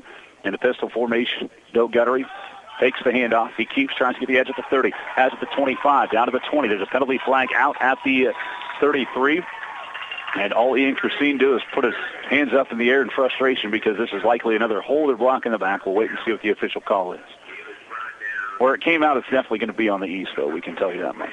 You would think that. And just the reaction of what the East is doing right now. Well, and that's what's so frustrating is you can't get anything going offensively, and the 2 or 3 times they've had big plays, they've had major penalties, and that just happened again. Let's go down to the sideline with Wade. All right. We are here with Chance Earmark, St. John's Tipton. You could have just walked to this game, right? I mean, really nice and nearby. You've had family that's been in this game. What was the advice and tidbits that you've heard from those that played in this game and your school and your community? Well, they said this is my last time playing, so just give it your all and push yourself. So, what does it mean to you to be selected, but then also to be that local kid right here for St. John's Tipton and Beloit? It's amazing. I'm glad I got picked, and I'm just excited to play with all these kids. What's it been for you? Well, hold on a second. Let's get this play. Gavin Turk has it. Jumps inside of the 35 and down to about the 31 of the West. Back down to the sideline. Well, what's it been like for you to, of course, play with guys that you played against in district play or league play, and then meet guys that you haven't met but heard about? It's amazing. This team fits really well together. It's fun to play with everyone that I've played against, and it's just exciting. What's your future plans, Chance? I'm going to NTK and Hayes to do automotive. All right, best of luck to you. Thank you. Chance Remark. Gavin Turk spinning off of a tackle and has enough for the 1st down right at the line to gain, it looks like. We'll wait and see. Will they measure or will they just say, yep, move the sticks? 3-yard run for Gavin Turk after a 13-yard run, set up 3rd down and 3. And the East, a very, very much needed 1st down after being pushed back with a penalty. Turk's good-looking running back. Absolutely. Turk had an outstanding career for the Lynn. He ran for 1,942 yards and 29 touchdowns as a senior. Pistol formation this time. Handoff goes to Ian Christine. Christine looking to break. Breaks free at the 20, 15, using the speed of the 5. Touchdown, far sideline for Ian Christine. Taking it in from 27 yards out and putting the East on the board for the first time today. 6:48 to play, 3rd quarter.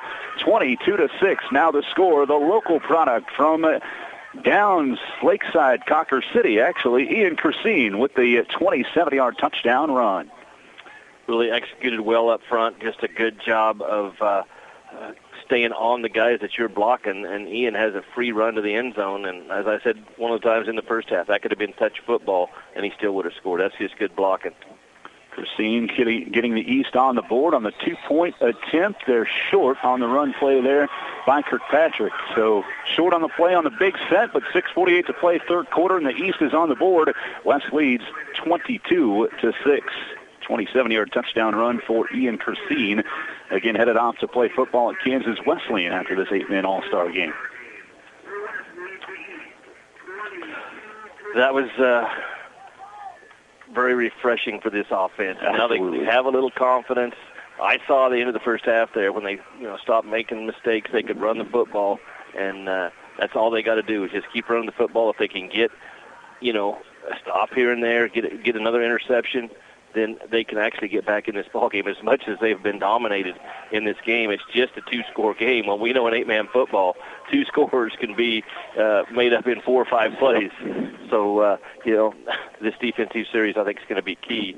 If you can get a stop here, and then you're in good shape, because offensively, the way they do, whether you have the win or not, doesn't matter. Yeah. They're going to be able to run the ball.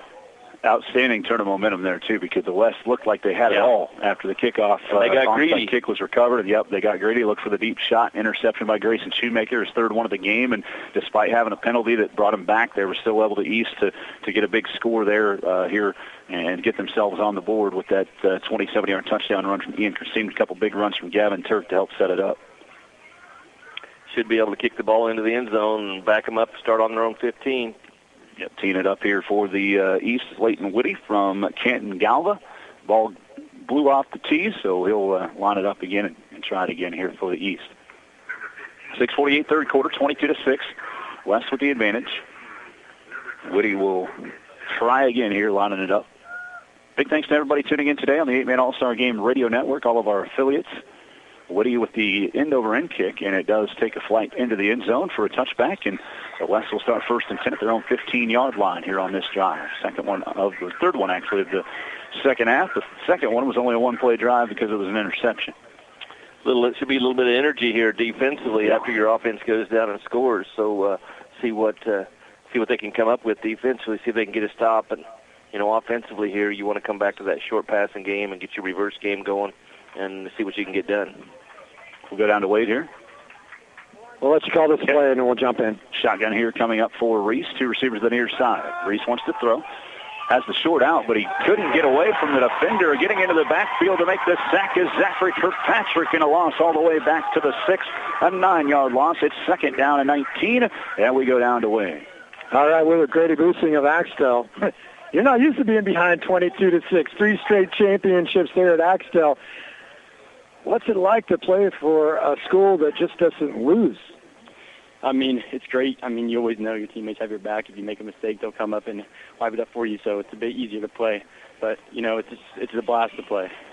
How does the Twin Valley League, playing against good teams there, prepare you for an all-star game like this? I mean, yeah, basically playing TBL with teams like Frankfurt, Hanover, and all those guys. It really prepares you so much. Not quite same level as this, but it's close. A lot of good teams. And what's it like to play with 2 of your teammates that are also here with you? I mean, it's great. There are only 5 guys in my class, and there are 2 of them. So, I mean, we've been tight together.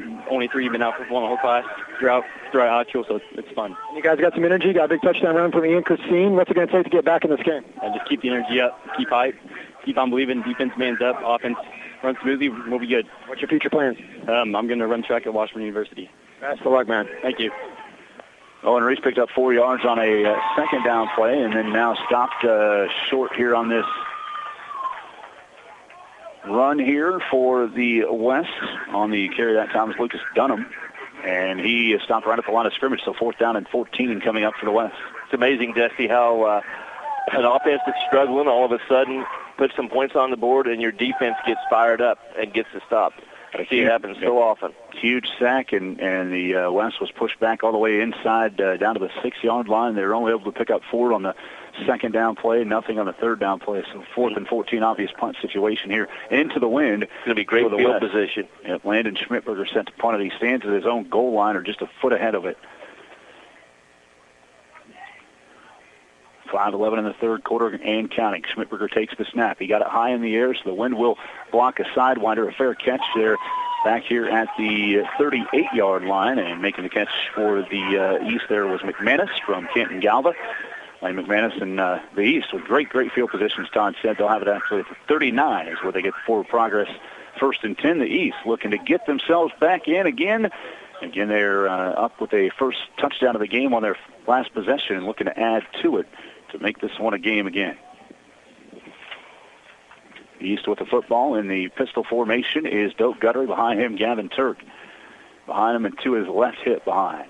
Turk will get the call, try to get the edge, and does not have it. Well defended this time by the West, stringing it out as Anderson was there to make the stop, while as a couple other West players.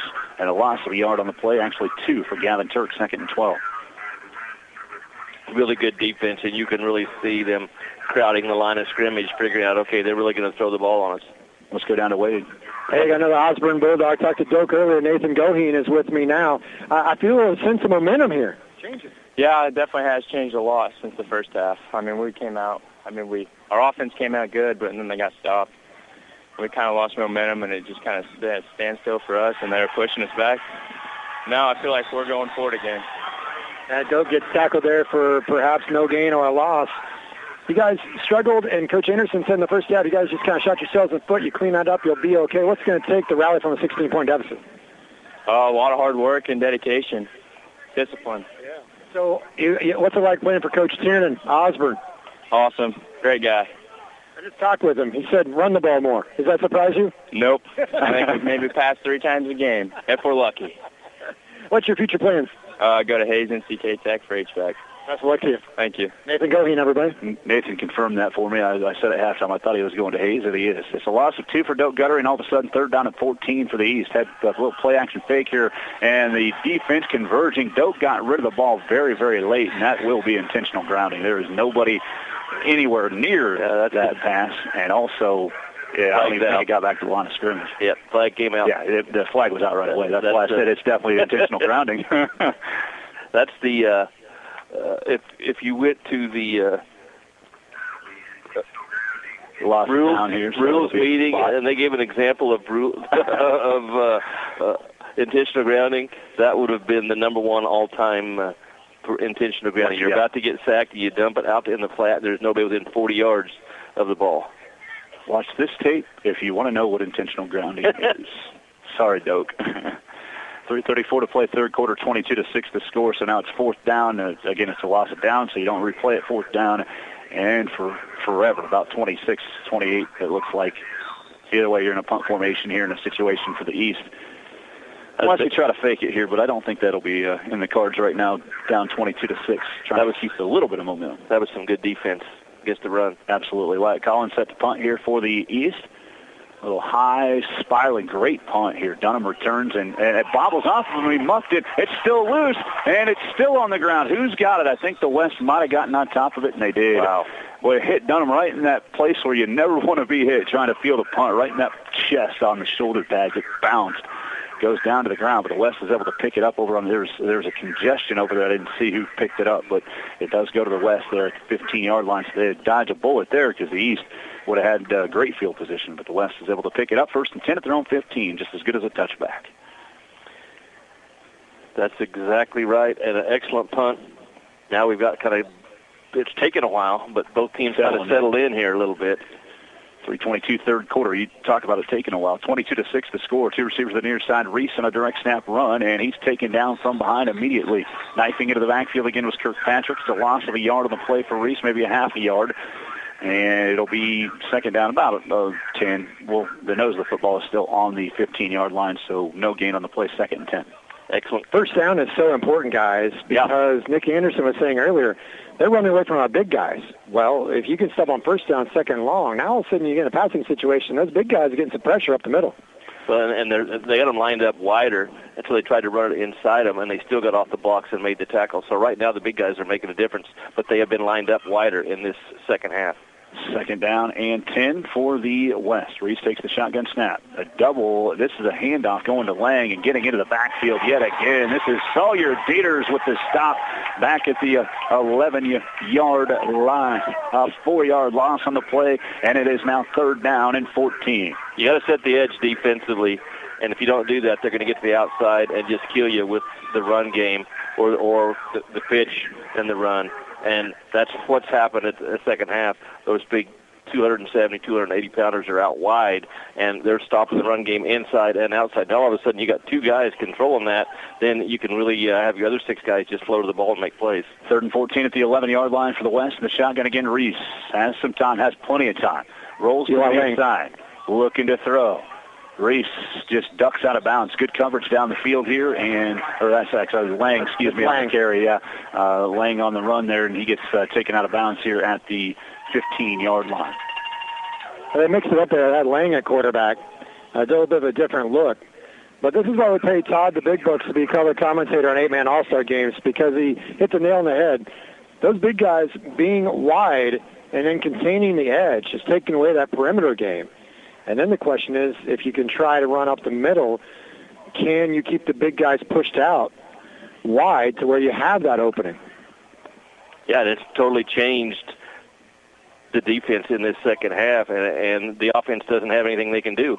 4th and 10, Schmidberger's punt was nearly blocked by Kirkpatrick, and it goes sidewind and out of bounds. It'll be great field position again once we spot this. Looks like the 36 of the West for the East on this field position. Kirkpatrick's making his name known here in this second half for sure. Yeah, he's dominating right now. But the thing that's going to happen here in 146, you need to go down and get a touchdown and make it 22-14 going into the fourth quarter, because in the fourth quarter, this offense can throw the ball, and they're going to have the wind. And they've had some opportunities deep, but the wind has knocked it down. Well, they're going to have the advantage of having the wind, and they're going to be able to hit some things in the passing game in the fourth. 1st and 10 for the East, 36 of the West. To Doak Guttery in the pistol.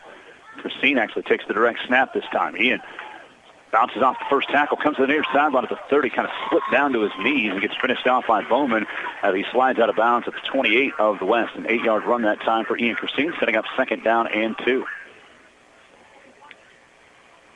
Yeah, just a big collision there, but nobody got Ian wrapped up on the play, so he just pops it to the outside, and some of the guys that didn't see where he went defensively, and he's running down the side, gets up big yards on 1st down. 119 in the third, down to 115 in the third quarter. It's 22-6. West leading the East. The East has pitched a shutout so far. They're looking to get another score maybe before the end of the third or the early fourth if they can keep some momentum going here on this possession. 2nd down and 2 as they have it at the 28 of the West. And the shotgun is Doak Guttery to his right hip.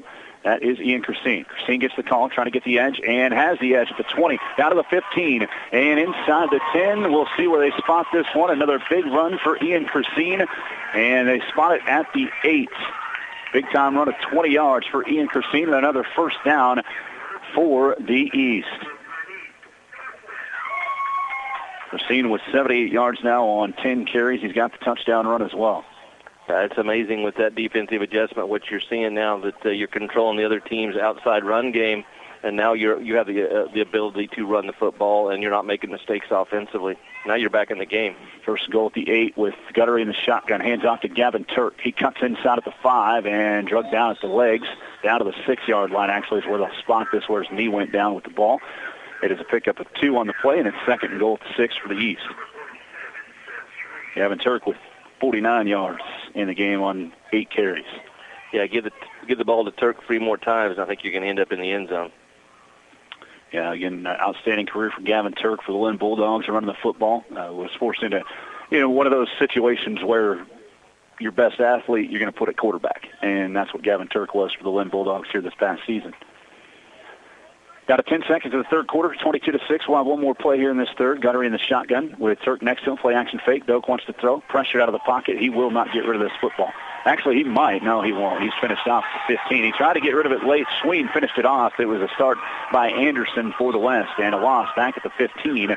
And that will set up now 3rd and goal at the 15 after a 9-yard loss to end this third quarter. We are at the end of 3. It's 22-6 in favor of the West over the East, and we are back in 1 minute with the fourth quarter. This is the Kansas 8-Man All-Star Game Radio Network.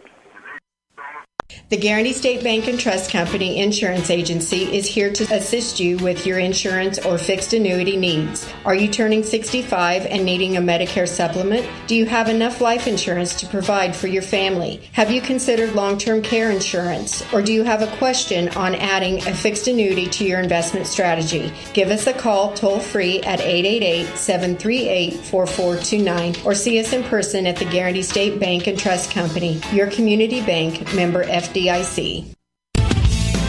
Your tire headquarters is Thompson's OK Tire in Beloit. For light truck to car to tractor, if it's a tire you need or if it's tire related, like balancing or repair, stop by Thompson Tire. Plus, they can align your car's front end and save the life of your existing tires. For new tires and wheels, see the staff at Thompson's OK Tire in Beloit, a proud supporter of the Beloit Trojans and the St. John's Tipton Blue Jays. Wishing them good luck this season.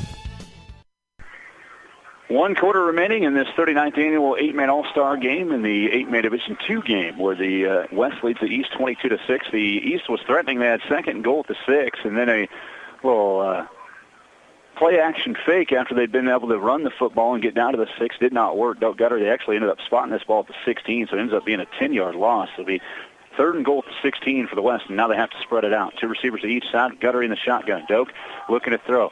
Fires the ball over the middle. It's caught by Bussing. Breaks off a tackle inside the 5 and down to the goal line and into the end zone on the far hash.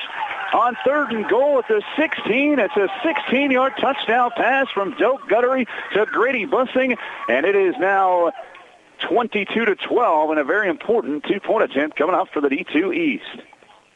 Well, just a huge catch and run because looked like he was going to get tackled about the 5 or 6 yard line and just didn't wrap up, and Bussing just used his athletic ability to get into the end zone because that second down play looked like it was going to be a huge stop and keep the nice lead, but just a great play by a receiver.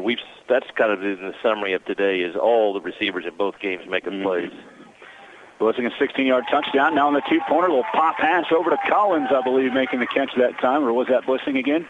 That was Collins. Collins makes the 2-point catch from Guttery for the big-time 2-point conversion to cut this to a 1-possession game with 11:50 to play in the ball game. West 22, East 14. Let's go back to the play that lost 10 yards, final play of the 3rd quarter. Doak Guttery got absolutely annihilated and hit the ground hard on his back. I don't know if his head hit. He was checked out by Steve Schrader, make sure that he was okay. And apparently he is, because he stepped in the next play, made a nice throw, got out of a tough situation, get the touchdown, did a little pop pass, and just like that, we've got ourselves a ball game. One thing I can tell you won't question with Doak is his toughness and whether he's going to be able to go out there and play, because this is a kid that, again, I didn't even know how serious it was until I actually got a chance to talk with him about it. He was nearly in a wheelchair as bad as his back was over the off season. So he got the surgery, got himself fixed up, and it took him a while to get back into shape. But, man, he's playing well today and obviously guiding this East offense and a spark here in the second half for this East squad. Well, let's see what happens with the West now that they have the wind behind their back with the ability to throw, and that should open up a little bit more of the passing game and maybe a big play in the passing game, which they haven't had, but they've been so close going into the wind with the wind knocking down some of those deep passes that would have been open for touchdowns. Ken Gallus, Leighton Woody has it teed up at the 30 to kick off, an end-over-end kick into the wind. It flies out of bounds at the 11-yard line. Mason Baker just lets it bounce out of bounds. So we'll see what the decision is here for the West, whether they want to make them re-kick. With this wind, I probably would make them re-kick with the athletes that are back there and make it a little bit shorter. Let's go down to Wade. All right, I'm here with another TVL product, Northeast Kansas. They're Hanover Wildcat, Levi Griffith. Okay, you guys have had a lot of success over the years at Hanover, and then a lot of guys before you that played representing Hanover here at the DII All-Star Games. Did you talk to any of those former alums to see what to get prepared for? I talked to a couple of them. Talked to Josh Zarbanicki mainly. He was here last year, and so I had a couple good conversations with him about it, and it's been fun. What's it been like to be in the trenches there on the offensive line in this battle? God, it's fun. I mean, I haven't played guard in 3 years, but I'm having a blast doing it. It's a lot more fun than playing center, I'll tell you that much. Okay, you enjoy guard better than center. You beat me to my next question. You guys are right back in it. You were down 22-0, and all of a sudden things have turned around. What's changed? Thank you, Coach Anderson. He got us riled up in that locker room, man. At least he got me riled up. He didn't yell at us, nothing. He just told us, basically, it's on us. How bad do you want it? So that's what we went out here and did. But Mason Baker with a return here to the 30-yard line.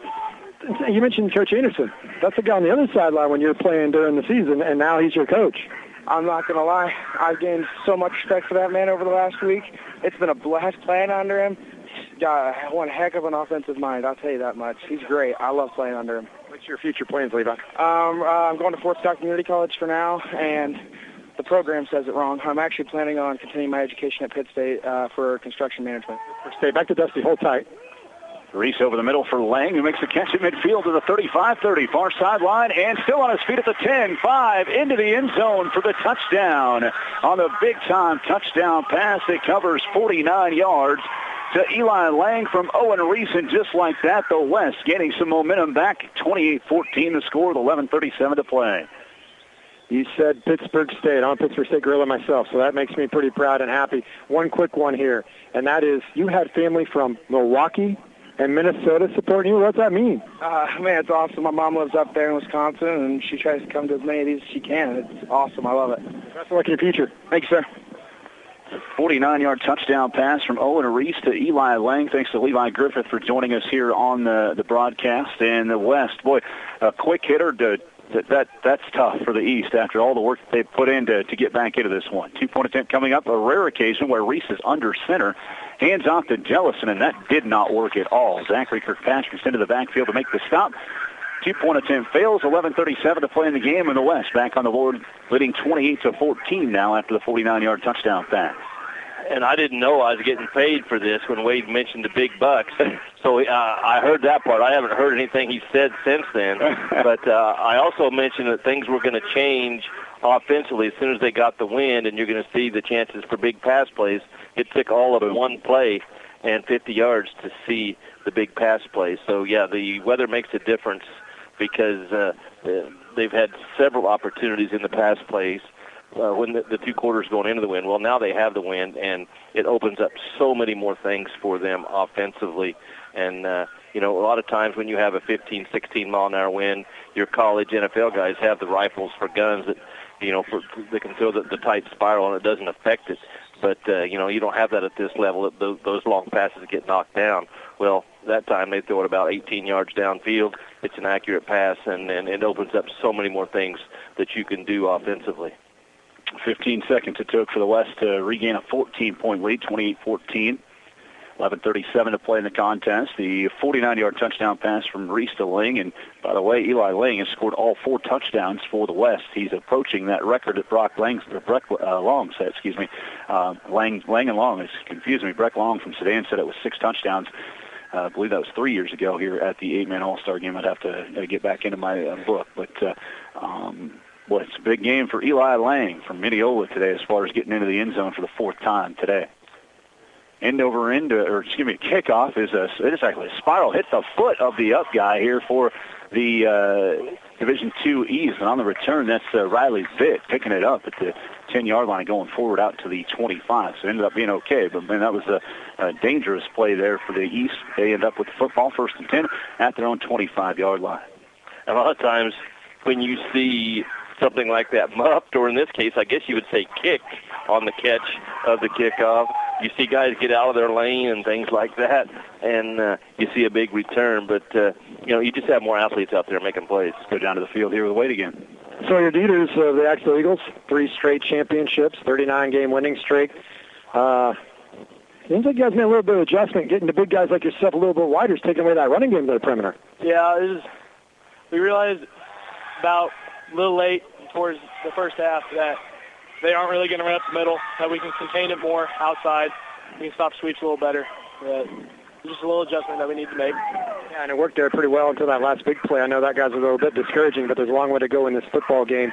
Put it in perspective, 3 straight titles. That's a pretty good high school career. A lot of people just love to get to the playoffs. Yeah, it was huge for us, considering that it's never been done in actual history, and that the last state championship that we won was in the 90s. So it's an amazing thing. It really is. And then playing with a couple of your teammates here, that's got to be special. Yeah, it was really nice getting to play with Grant and Grady one more time. You got to play against guys like Hanover and Frankfurt, now all of a sudden they're your teammates. So do you got a little respect for them and them for you? Yeah, we thought going into this week that it would be a little awkward, but we made it work. Now it seems like we're all going to be lifelong best friends with this. What's your future plans after today? I'm going to Concordia University, Nebraska, and I'm going to major in exercise science while doing track and field. Best of luck to you. Congrats on a great high school career. Thank you. Sawyer Dieters. Axel product there. Doug Guttery got away from some pressure here from Logan Arnsman here on this first year. Caden Arnsman, excuse me, that a Logan Arnsman that was on the first football team I ever covered out at Colby, Kansas. Caden Arnsman, that name has been the Arnsman name, and then that first name has been in my brain all week. Caden Arnsman from Kinsley on the pressure there, forced out Guttery into an incomplete pass, and the East took a timeout, so they're back out on the field and ready to roll here on 2nd down and 10 at the 25. New quarterback in for the East. And that was Turk, but the direct snap goes to Christine. Ian cuts inside, sidesteps the defender, breaking into the open field at midfield to the 35-30, 25-20, and pushed out of bounds all the way down at the West 17-yard line. A huge play there for the Division II East All-Stars. Yeah, it's just a 28-14 game. You don't want to deviate from your strength here. Just stay with the run game and fairly well blocked, but Christine sees the cutback, and the backside end doesn't come down and take away that cutback, and as a result, Ian has a good read, and then it's just a race, and didn't quite get it to the end zone. It's a 38-yard run for Ian Christine, and it is 1st and 10 all the way down at the West 17. Direct snap this time to Gavin Turk. He cuts inside, bouncing off tackle, but is eventually taken down to 15 after a 2-yard run there for Gavin Turk. 51 yards now on 9 carries for Turk. Ian Christine has 116 yards now on 11 carries in the game. Yeah, and you see, you don't have a quarterback in right now. You just have your 2 running backs back there, and direct snap, one blocks for the other, and you see Trainer Steve right there standing by your quarterback that took the big hit, according to Wade. Yeah, and he's been, kind of trying to run away from the defense a lot of the second half, and now you're kind of eliminating that at the moment with direct snap running. And right now it is Turk with Christine to his left. One receiver to the far side, one to the near. Armstrong to the far to the near is Grady Bussing. Turk takes the direct snap this time. Lowers his shoulder, goes forward across the 15 and down to the 12-yard line. Another 3-yard run there for Gavin Turk. It'll be 3rd down and 5 once they spot this one. 10-15 to play in the game. It's 28-14. West with the advantage. Yeah, 3rd down here. Understand you got 2 opportunities to get it. You can still run the football here and make it either pick up the 1st down or have a good opportunity with shorter yardage on the 4th down. You always got your longer count you could do also if you get to 4th down. 3rd down and 5 at the 12-yard line of the West for the East. 28-14. Again, the West had a 22-0 lead in this game early 3rd quarter. The East got their first touchdown on a 27-yard run from Ian Christine, 6:48 in the 3rd quarter, and then the East scored to cut it with 22-14 on a 16-yard pass from Guttery to Grady Bussing and a 2-point pass to Wyatt Collins. But then one play later, after that scored by the East, the West was back on the board to take a 28-14 lead at 11:37, 49-yard touchdown pass from Owen Reese to Eli Lang. There was a timeout called on the field by the East. They're down to their final timeout, 3 timeouts left for the Division II West here in the remainder of this game. Wade? Well, I'm going to do a sneak attack here on Steve Schrader, the trainer. He's been doing this 30 years, is that right? Yes, sir. 30 years. So what has changed in 30 years from the first time you worked these 8-man games to today? Well, 30 years ago we came in on a Sunday, and we were here all the way through Saturday. And the first couple of days they just hit. They've gotten a little smarter. Now we come in on Tuesday. Tuesday night is just orientation. They meet everybody, and we hit a little bit on Thursday maybe, but the amount of hitting is not like what it used to be. And you know what? We don't have the amount of injuries that we used to have because of that now. So kids are all playing. What are you looking for as an athletic trainer in regards to players that take a big hit? Like Doak took a big one, hit the ground pretty hard. Obviously, it's a violent sport, a lot of contact. What are you keeping an eye on to make sure to keep kids safe? Really, we're just looking at his eyes, looking at his balance, his coordination, memory, all those kind of things, just to make sure that he's all right. Because, this is a violent game, and it's supposed to be a game of fun, but we're also out here for safety. So we want to, be safe on that kind of aspect. That's right. Dusty will tell you what happened there. It was a 7-yard loss. Ian Christine took the snap and kind of got lost and had to pitch it back to Gavin Turk. So it's 4th down and about 12 coming up now for the East. From a trainer's perspective, what makes this special, these 8-man games? Well, I don't have football over at Cloud, so it's my year of, one time a year working football. I grew up in football. My dad was a football coach at Frankfurt. When I was in school, it wasn't 11-man. Now it is 8-man. It's kind of interesting that Nick is now the head coach, and he played for my dad, so it's always kind of fun to have those kind of things. I did games for Frankfurt from 01 to 06. I got to know your dad a little bit, and I always enjoyed my conversations with him, especially when I got done doing coaches' interviews. I learned a lot of interesting stuff from him and many other coaches. Here's the play. 4th and 12 at the 19. Turk over the middle, intercepted at the goal line by the West, and a lot of room to run, but closing in is Grant Bussing actually on the play, and making that interception for the West right at the goal line was Jimmy Olson, the Stafford native, the player from head coach Mitch Engelken there for the D2 West. Another big turnover there on a 4th down where they were just looking for the end zone, and Olson gets the pick. The West will have 1st and 10 at their own 20. Steve, thank you so much for your time for 30 years. Thank you. First time we've interviewed a trainer. Awesome. Yeah. That's how I go out, man. Yeah, absolutely. That was awesome to get Steve's perspective. He's being helped today by Kayla Lapine from Smith Center, the student from Cloud County, to be able to do that as well. 8:39 in the fourth. Again, Jimmy Olson, the interception, and the first down play to Chamberlain on the far side is caught. Or was it incomplete? It was incomplete. Second down and 10 coming up. You know, I've had players that have gone to Cloud and gone through his training program, and they have only great things to say about him as a person and his program. So, you know, if that's something that you're interested in, I have some that are doing very well in that profession, and they started with trainer Steve.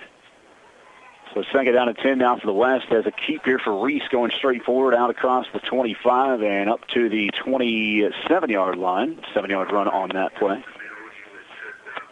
Now third down and 3 for the West. And that's just being smart offensively to see the alignment of the defense and get the quarterback right up the middle so you have third and short, and you have your whole playbook for your arsenal here to try and pick up this third down. We call actually 3rd and 4 after that spot. 39 yards rushing tonight, this afternoon, I should say, for Owen Reese. And Lang is in there now, quarterback in the shotgun for the West. This is a keep. Baker with a decent block, but bouncing off of it and making the stop there was Lane McManus. He was not fazed by the block from Baker, and it's a loss of 2 yards. 4th down and 6 coming up. 4th and 5, 4th and 6 for the West. Yeah, that was quite the play because it looked like he was going to get outside of him and just got Lang tripped up enough so he didn't get his shoulders turned up, because if he gets his shoulders turned up, he's going to get the first down. 7:28 and counting in the game, 28-14, West with the lead, and a 4th down and 5. I would expect them to be in a punt formation here. Schmidberger is in the game. He's generally the punter, and he is in punt formation, so we expect that to happen here. And back to return here for the East. I believe it was McManus that went back there. It's a wobbly kick. McManus fields at the 14, bounces off the tackle, now trying to change direction and will not at all. Lucas Dunham is there in the open field to make the stop, 16-yard line. It will be 1st and 10 for the West. For the East, with 7 minutes to play in the game, and a West 28-14 advantage. We were talking with Steve Schrader, the trainer, and you're talking about Doak. And I mentioned earlier he got checked out at the end of the third quarter, and then he completed a drive, touchdown pass, 2-point conversion pass. I did wonder a little bit because he was kind of blinking his eyes a little after that third quarter, and he does not have a helmet, so I don't think Doak Godery will play for the rest of this game. Yeah, so that's unfortunate. Doak, again, a guy that has a lot of toughness. He's not going to give up for sure, but now you've kind of changed a little bit how you're approaching things. Brock Armstrong's the quarterback this time for the East. He hands it off. Actually, he did give it to Turk. Gavin went forward for a couple of yards. A good play and out the fake there by Brock Armstrong. Pick up a 2 on the play, 2nd down and 8 after the run by Turk. We'll call it actually 3 yards, second down and 7. Gavin Turk with another nice run there for the East. Yeah, this makes it difficult. You're on a quarterback that hasn't been on the field, and now you need to have some urgency in what you're doing here, and that's really not possible when you don't have snaps in the game, and you're going into the win now. There's just a lot going against you offensively. You just need a break. You need some type of big play here. Armstrong again in the shotgun, and Turk to his left hip. The fake handoff, and the ball's on. No, actually, Turk did keep it that time. He's doing a good job of playing out those fakes. He's faking me out anyway. Turk went forward right to the line of scrimmage, though, no gain on the play, and it's now 3rd down and 7. You know, over the years, guys, we've always talked about the diverse offenses and how they're tough to stop. And you got the pass, you got the run, you got the wide run game, the power, and throwing the ball downfield. And right now you're just seeing a team that has struggled all day to throw the football. They're going into the wind, and they got a new quarterback out there. You can just see guys attacking the line of scrimmage. Now, on 3rd and long, you would think some type of pass is going to come here. So you got Turk at quarterback now with Ian Christine behind him in the pistol formation. 5:38 to play in the game, 28-14, West with the lead.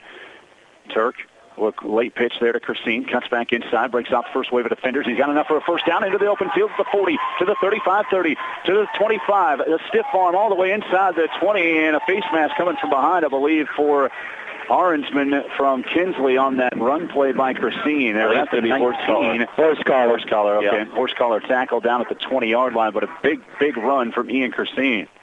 And it's another cutback by Ian. That's just seeing the field, and that's one of the things that you work on defensively is your backside defense not over pursuing and coming down the line of scrimmage to take that away, and it didn't happen on that play. And that's why the backside blocking is important, so that you have the ability for your running back to cut back against the grain, and now you're going to set up half the distance, should be at about the 10-yard line.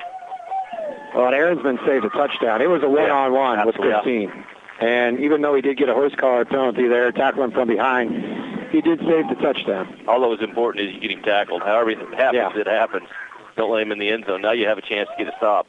The 42-yard run is what it ends up being, and then half distance to the goal. It's first and goal at the 10. Shotgun snap, pistol snap to Gavin Turk. Cuts inside at the 5, and he's shoulder check down and picks up yardage inside the 5 down to the 4. Making the stop defensively was Bryson Rathgaber for the D2 West. But that play was just huge, that run, because you didn't have time to run 12, 13 plays, run the football, because you'd have been out of time. Now you're going to score with 4.5 minutes or so to go, and you're going to have time to get the ball back.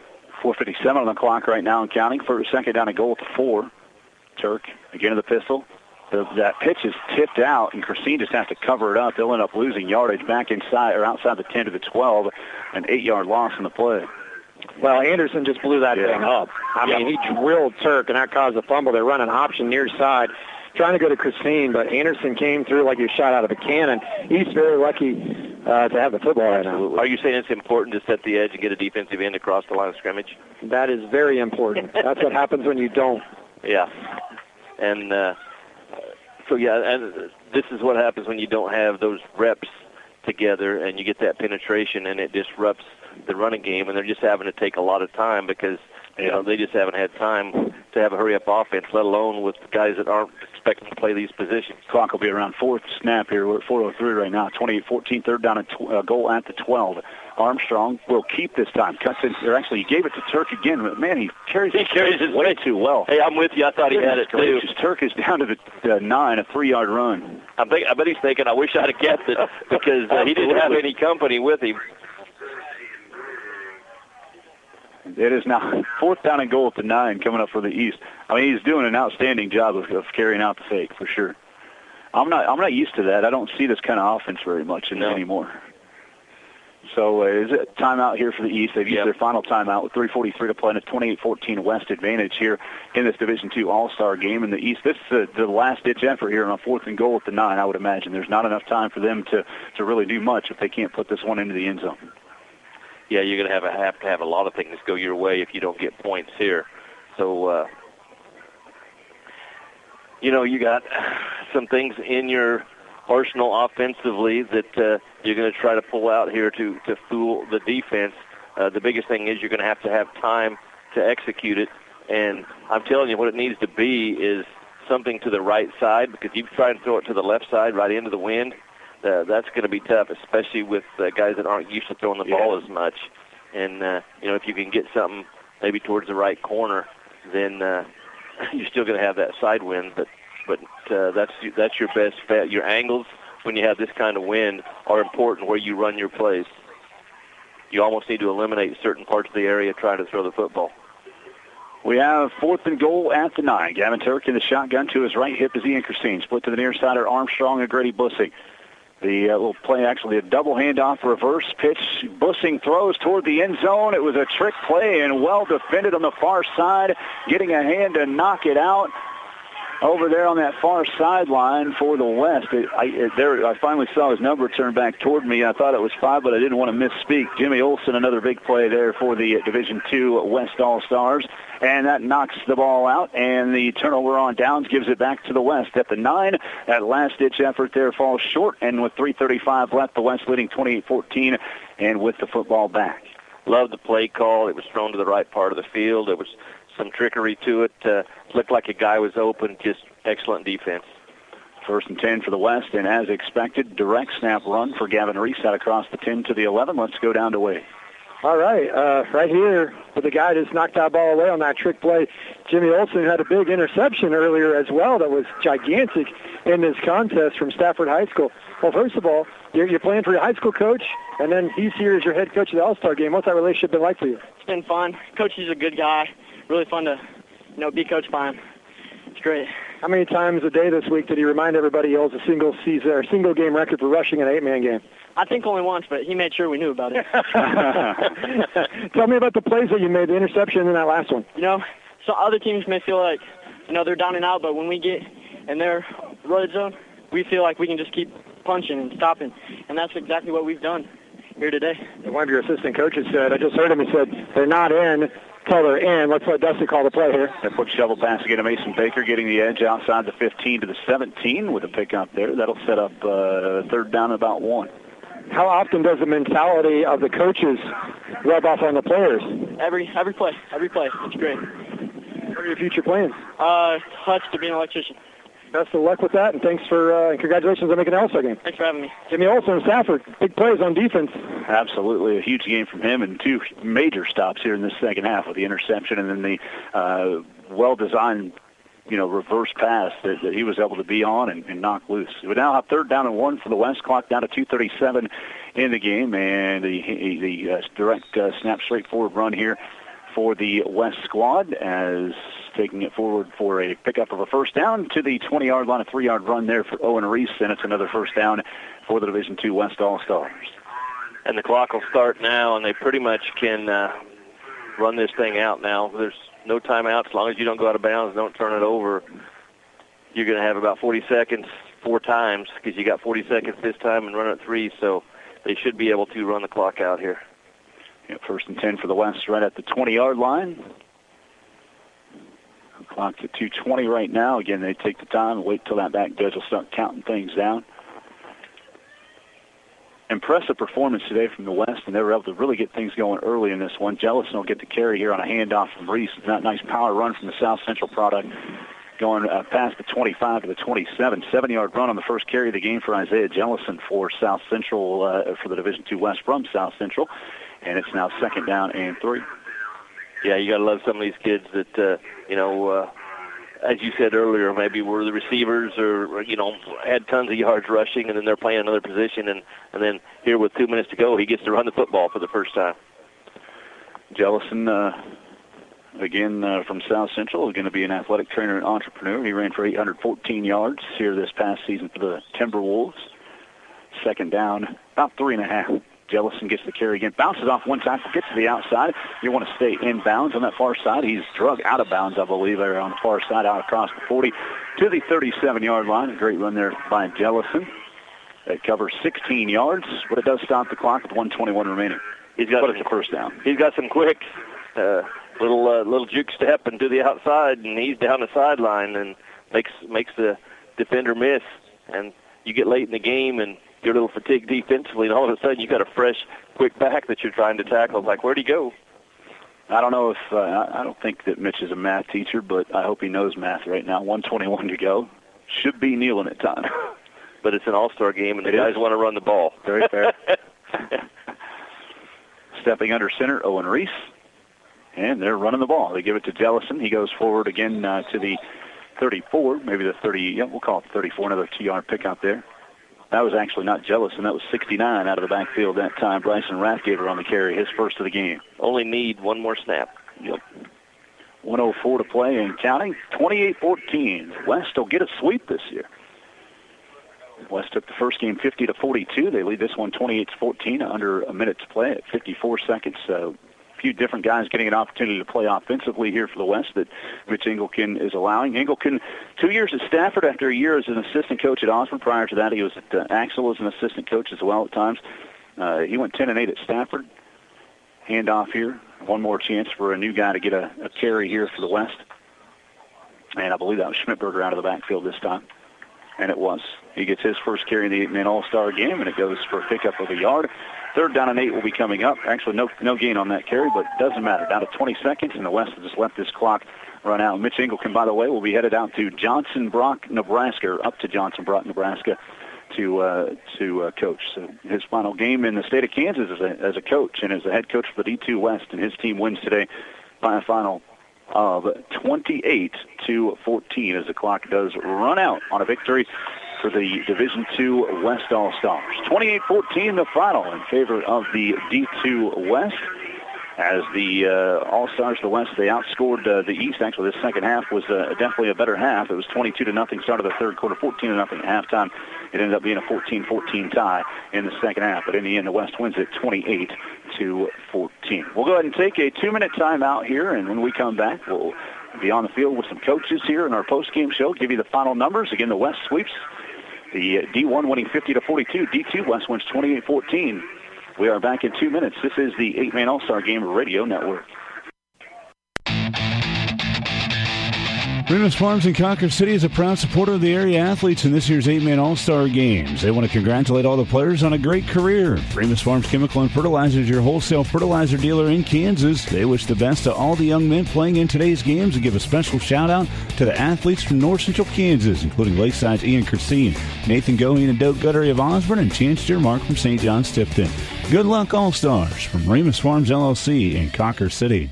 Success is not given. It has to be earned. It takes grit, a relentless pursuit of your passion, the courage to commit to the daily grind to perfect the skills needed to become a leader in your field. The path to success is different for everyone, but those with grit stand out from the crowd. And at NCK Tech, you can too. They train you, test you, and give you the tools to be successful. All you need is a place to grow your grit. Visit nckTC.edu and learn more. Schedule a campus visit today. Grow your grit. NCK Tech. Attention all farmers, truckers, and haulers. Miller Welding of Downs is proud to be a distributor of Sherco's top-of-the-line tarp and hopper openers. Not only do they sell, but they can also install and service your Sherco electric tarp and hopper openers. Sherco offers a wide range of tarping solutions for the agriculture industry for everything from grain trailers, grain trucks, grain carts, wagons, and more. Their advanced technology allows you to cover and uncover loads effortlessly, saving you time and hassle on every job. Visit Miller Welding on Highway 24 just west of Downs or call 785-454-3425 to find out more. For the latest news, standings, and schedules for your favorite high school teams, visit ncksports.com, your home on the web for high school sports involving the North Central Activities Association, Northern Plains League, plus Smith Center and Concordia. Visit ncksports.com today. A big thanks to our sponsors, Thompson OK Tire in Beloit, Mankato Professional Pharmacy, S&S Drug and Home Health, Brush Art Corporation and the Brush Group, Cunningham Telephone and Cable, and by Farm Bureau Financial Services, Todd Clover, Sales Associate. All right, welcome in on our post-game show here on the Kansas 8-Man All-Star Game Radio Network as the Division II West All-Stars get the win. 28-14, the final score here today in favor of the West. The passing game was what worked the most for the West today. It was the short passing game, the shovel passes and shovel pass sweeps for the contest that really caused the biggest problems in the first half and gave the West a 14-0 lead at halftime. They led 22-0 early in the third quarter. They got an onside kick and looked like they were going to be in position to maybe even add to that lead, but the East got it back with an interception and got the football, they ended up getting the football back and going and scoring one of their own to get back within 22-6. In the third quarter, those were the two scores: a 9-yard touchdown run by Eli Lang and a 2-point pass from Owen Reese to Mason Baker. Made it 22-0 at 8:36. Then at 6:48, a 27-yard touchdown run for Ian Christine. The run failed. It was 22-6 there. And then the East would get a score there with 11:52 left on a 16-yard touchdown pass from Doak Guttery to Grady Bussing. And Guttery hit Wyatt Collins for the 2-point attempt to make it 22-14 at 11:52. And just 15 seconds later, a 49-yard touchdown pass from Owen Reese to Eli Lang. The run failed. It was 28-14, 11:37 in the game, and then nobody else scored the rest of the way as offenses were stalled. A couple big defensive plays, an interception from Jimmy Olson of Stafford, and also a big knockdown there at the goal line on a halfback, or actually end pass from Grady Bussing on a reverse that didn't go, and Olson made the two big plays for the West defense there, and that closed things out, 28-14, the final score in favor of the West All-Stars. Quick look at some numbers before we go back down to Wade with the coaches here in our postgame. Owen Reese, an outstanding game, and again, a lot of his yardage came on shovel passes, but he did finish 23 of 29 for 236 yards.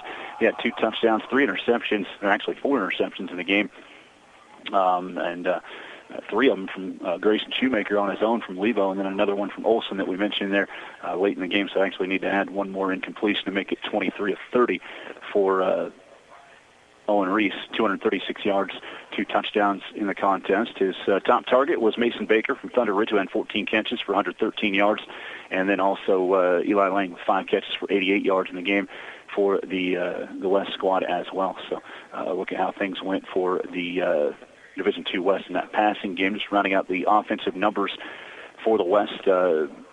Lang had one pass and an attempt that was incomplete, so that wraps up passing numbers. As far as the ground game was concerned, there wasn't a lot here for the Division II West, but leading the way was Owen Reese. When they wanted power sets, he had 14 carries for 44 yards, 24 yards on 2 carries for Isaiah Jellison there late in the game. Eli Lang had 7 carries for 16 yards, 2 touchdowns on the ground in the game, and also adding in 5 yards on 2 carries for Lucas Dunham, 1 carry for 2 yards for Bryson Rathgaber, and Landon Schmidberger had 1 carry for 0 yards there in that game as well. So let's look at the West numbers. As far as that was concerned, rounding out receiving numbers, Gavin Ohl had 1 catch for 4 yards, and also Connor Chamberlain from Kinsley had a couple catches for 29 yards in the game, 1 for 18 for Andrew Bowman for the Division II West. Again, a couple receptions for touchdowns for Eli Lang, and the touchdown, actually 2 receptions for touchdown. Again, he got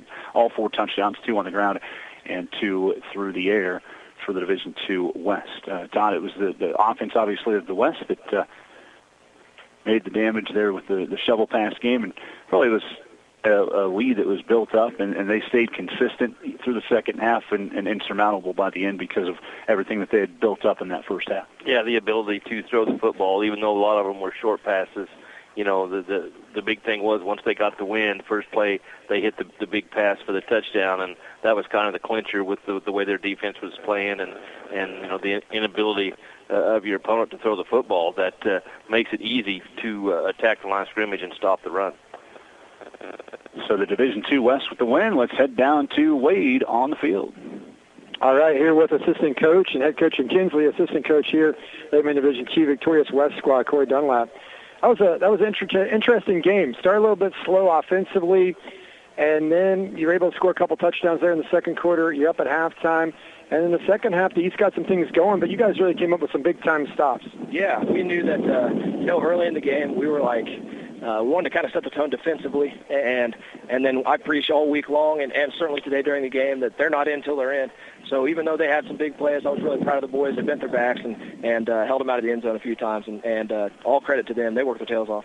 Yeah, I heard you say that. They're not in until they're in, and your players are repeating that. And I was talking to Jimmy Olsen, who made that interception, a big play there defensively late, and he said that rubs off on the players. Absolutely, man. I think as long as you say something over and over, it kind of gets ingrained in their head whether they want it to or not. So, we just preach that they're not scoring until that ball crosses the end zone, no matter what. So, luckily they bought into that, and there was no quit on the defensive side for sure. What's it been like for you to be coaching some of the best players in the state of Kansas in this week? Man, it's been awesome, not only because they're great players, it's a great group of guys. So just being around them for a full week has been a lot of fun, and I've really enjoyed it. Are you a Kansas City Royals fan? Yes, sir. I'm telling you, dude, you look like a spitting image of Alex Gordon when he was younger. Yeah, I've heard that a few times, yeah. Good. Yeah, I want to make sure. Yeah. And then, in the first game, we had Royals second baseman Michael Massey, who also coaches football. He said he's heard that a few times, but I have to say they look a little bit different than you and Alex Gordon. I just had to get that in. What's the future look for Kinsley football? This year we had a big graduating class, and certainly a couple of those boys got to play here today. So we've got some spots to fill, but the boys are working hard, and I'm excited to see what happens. Hey, thanks for being here and for taking your time to coach these young men, and have a great summer. I appreciate it. Corey Dunlap, he's head coach of Kinsley, assistant coach for the victorious D2 West here. In the second game, the West gets the sweep. All right, total numbers here for the West, 327 yards total offense, 236 on the ground, 91 through the air. We already gave you the individual numbers. The West, by my count, had no penalties in the second half, so that's got to be something that the coaching staff's got to be pretty happy about. The East only had 2 penalties in the second half for 16 yards, 4 for 41 for the East and 2 for 18 for the West. Relatively clean day, really, as far as all the penalties were concerned. Did have a personal foul in one of the games early, but other than that, it was a pretty clean day from that aspect. Moving over to the East side of things, 272 yards for the East squad here today, total offense, and passing-wise, they had rushing-wise, they had 221. They had 51 through the air. Again, 272 total. Ian Christine had an outstanding day, the Lakeside product, the Cawker City native. Ian Christine with 12 carries for 150 yards here in this game, leading the way offensively for the East All-Stars. And then 59 yards on 15 carries for Gavin Turk. When he had the opportunities, he definitely took advantage of them and had a very good day today. 8 carries for 6 yards for Doak Guttery. The more power runner, and that just wasn't what was going to work today for the East. But Doak did complete 4 passes for 51 yards in the game, had a touchdown as well on the 16-yard pass to Grady Bussing. So that rounds out kind of the passing numbers. Bussing actually had all 4 catches for 51 yards as well. Rounding out some rushing numbers there late in the game. We got, not late in the game, but a big carry in the game for Zachary Kirkpatrick from St. Paul. The 280-pounder had a carry for 6 yards, and then Grady Bussing had 1 carry for 4 yards. Wyatt Collins, again, a fumble recovery, so that goes on his rushing total for -4. But, again, it was an outstanding day for a lot of different guys that stepped up and played well today in this All-Star game, and in the end it was a win for the West by a final of 28-14. So, again, the victory for the West All-Stars here in the second game, and that's just kind of the way the day went. The West won the first game 50-42, and the West taking the second game of the day as well by a final of 28-14. Todd, any final closing notes about the East and this game as a whole as you kind of look at it? Well, the thoughts, much better second half. They just really hurt themselves in the first half with seemed like each drive either had a penalty or a snap or a fumble or something that set them back. And offensively, what they needed to do was establish some type of power run game. And their possessions in the first half, they simply were not able to do that because of the mistakes, as Coach said at halftime, shooting themselves in the foot. And they played so much better in the second half and got things going a little bit. And then you don't have your quarterback that's played the entire ball game, and that limits you. And as a result, other than Christine with a couple big runs, then in the fourth quarter it was hard to sustain any offense at that point. So that's how it came out. The West winning 28-14 here in this Division II All-Star game. The West again getting the sweep, winning the first game by a final of 50-42, and the West winning the second game 28-14. Wade, any final thoughts from you here on this second game? Yeah. It was a great day, and the weather cooperated. First game was kind of more of a marathon, but a very entertaining marathon. Absolutely. 92 points, 932 yards. Saw a couple quarterbacks that were very accurate, nice touch. They both could run the football. And we saw a lot of terrific catches by receivers. We saw all-stars making all-star plays against other all-stars, and that's what the all-star games are about. How many times do we do games over the years, guys, where one game is kind of polar opposite of the other, where it's a whole different game?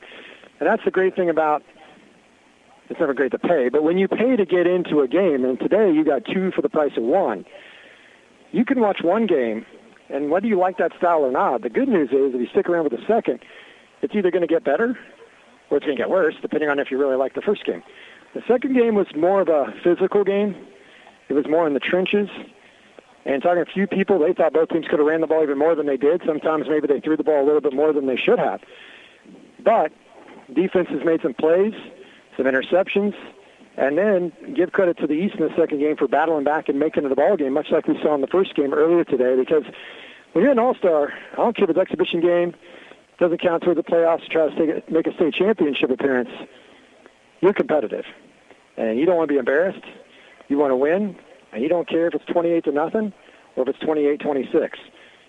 A big thank you to all the coaches that volunteer their time to be here each and every year, to work with these kids and then develop relationships with these kids, sometimes coaching against them during the regular season, and now they're on their team.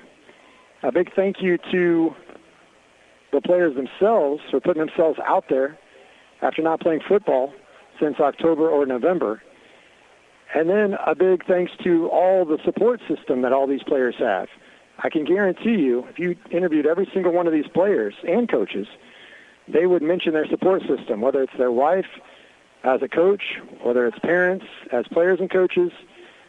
We saw yesterday people that came all the way from Milwaukee, Wisconsin, Minneapolis, Minnesota, Kearney, Arizona, to support these kids. The city of Beloit needs to understand, and I think more and more people do since we started being a part of this coverage in 2009, that this is a unique, one-of-a-kind thing. And of all places, Beloit, Kansas, a small community of about 3,500 people, host this game or games and have from the very beginning. And so we need to appreciate the opportunity. The players do, the coaches do, and I hope the community of Beloit appreciates that as well. And a big thank you to all of the people behind the scenes, led by Dave Dubert, the chairman, got Hannah Bowers with the Chamber of Commerce, and so many other people, all the organizations. Special shout out to Barb and Charles Axtell. They've been doing this for years. And they're successors to a lot of these people as well, and they've had to hand the torch to others. Without all of these people, you got young kids running the chains. Yep. And they get an experience. And then later on, what's amazing? Some of those kids become 8-man All-Stars, and they're actually playing the game. And it means even more to them because they were a part of it years ago. And then lastly, what I want to say in closing is I want to thank all of the listeners for 8-man All-Star Games. I want to thank everyone that was responsible for giving our stations a chance to be a part of 8-man All-Star Games, and hopefully we can be doing these in the future as well. And that's the plan. I will no longer be a part of that. But we've been a part of this now for 16 years. I've covered 14 games. And you may say, well, where's the missing 2? One, COVID. Didn't have one. And the first one, I didn't get a call even though I was ready to call because my wife decided to have a baby. Of course, it's mine, of course, too. But anyway, she decided to have our second child on the one day I said she can't have the child. Mm-hmm. And I joked. That's a joke. You don't understand it.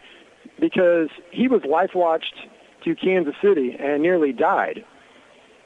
And I didn't get to do the first 8-man games we were a part of because I was in a car with my dad driving all the way to Kansas City, and I called Dusty at 3 in the morning, whatever it was, who knows.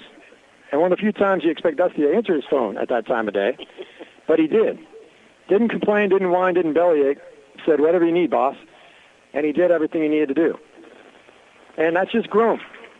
And Todd, I remember that first year, he knew something was wrong, and he contacted me and said, I don't know what to tell you, man, but as a friend, I just want to say we're here for you, whatever you need. And that meant a lot, and I'll never forget that. So the very first 8-man games we were involved in 2009 was probably the most stressful games we ever did, and I wasn't even here for that, but I was stressed in different ways. Absolutely. And you guys just simply picked up the football as if it was fumbled by me, and you ran it in the end zone for a touchdown. And so I appreciate everything that you two have done all these years. Todd rearranging his schedule to be here for color commentary. Appreciate Dusty. Dusty does so much work during the 8-man All-Star Game week. You don't even have any idea, ladies and gentlemen. Puts in tons of hours, extra time, helps put information on 8manallstars.com. He prepares for the games. He is the backbone of the coverage of 8-man All-Star Games, and it is the best coverage without any question in the entire state of Kansas to cover 8-man All-Star Games. And so I give him a ton of credit because he's put in the work, and he should get that acknowledgement. And I want to thank all the people that have helped us over the years, whoever's on the sideline, filled in, helped out for us in any which way. And I also want to thank all those people that have listened to 8-man All-Star Games or listened to the radio in general. I'm telling people all this that they don't know is that this is my last 8-man All-Star Games, at least I believe so. Unless you guys are in such a pinch and can pay me a ton of money, then maybe I will be here next year. But this will be my last 8-man All-Star Games as a member of Katy Country 94. But I want to thank everybody for giving me the opportunity to be a part of these special games because even though we're not on the field, we like to think that we make a contribution behind the scenes with our radio coverage. We've done some video streams in the past and all the other things we put on the internet. And we've also, and I'm very proud of this, we have established an 8-man All-Star Game radio network with multiple affiliates in different stations across the state of Kansas. And so this game deserves as much attention as any other All-Star game. And we've been able to provide that by growing this network and getting some stations on board and people listening to an affiliate out of Iola or McPherson or Hutchinson or Belleville or Marysville or Norton or Glen Elder, Beloit, Kansas. So I think we've done our part. I think we've grown these games in our own way, and we're proud of those accomplishments and proud of all the work we put in. But at the same time, none of that is possible without all the other people that I referenced earlier. So I just want to thank everybody for letting us be a part of the 8-man All-Star Games all the way back to 2009.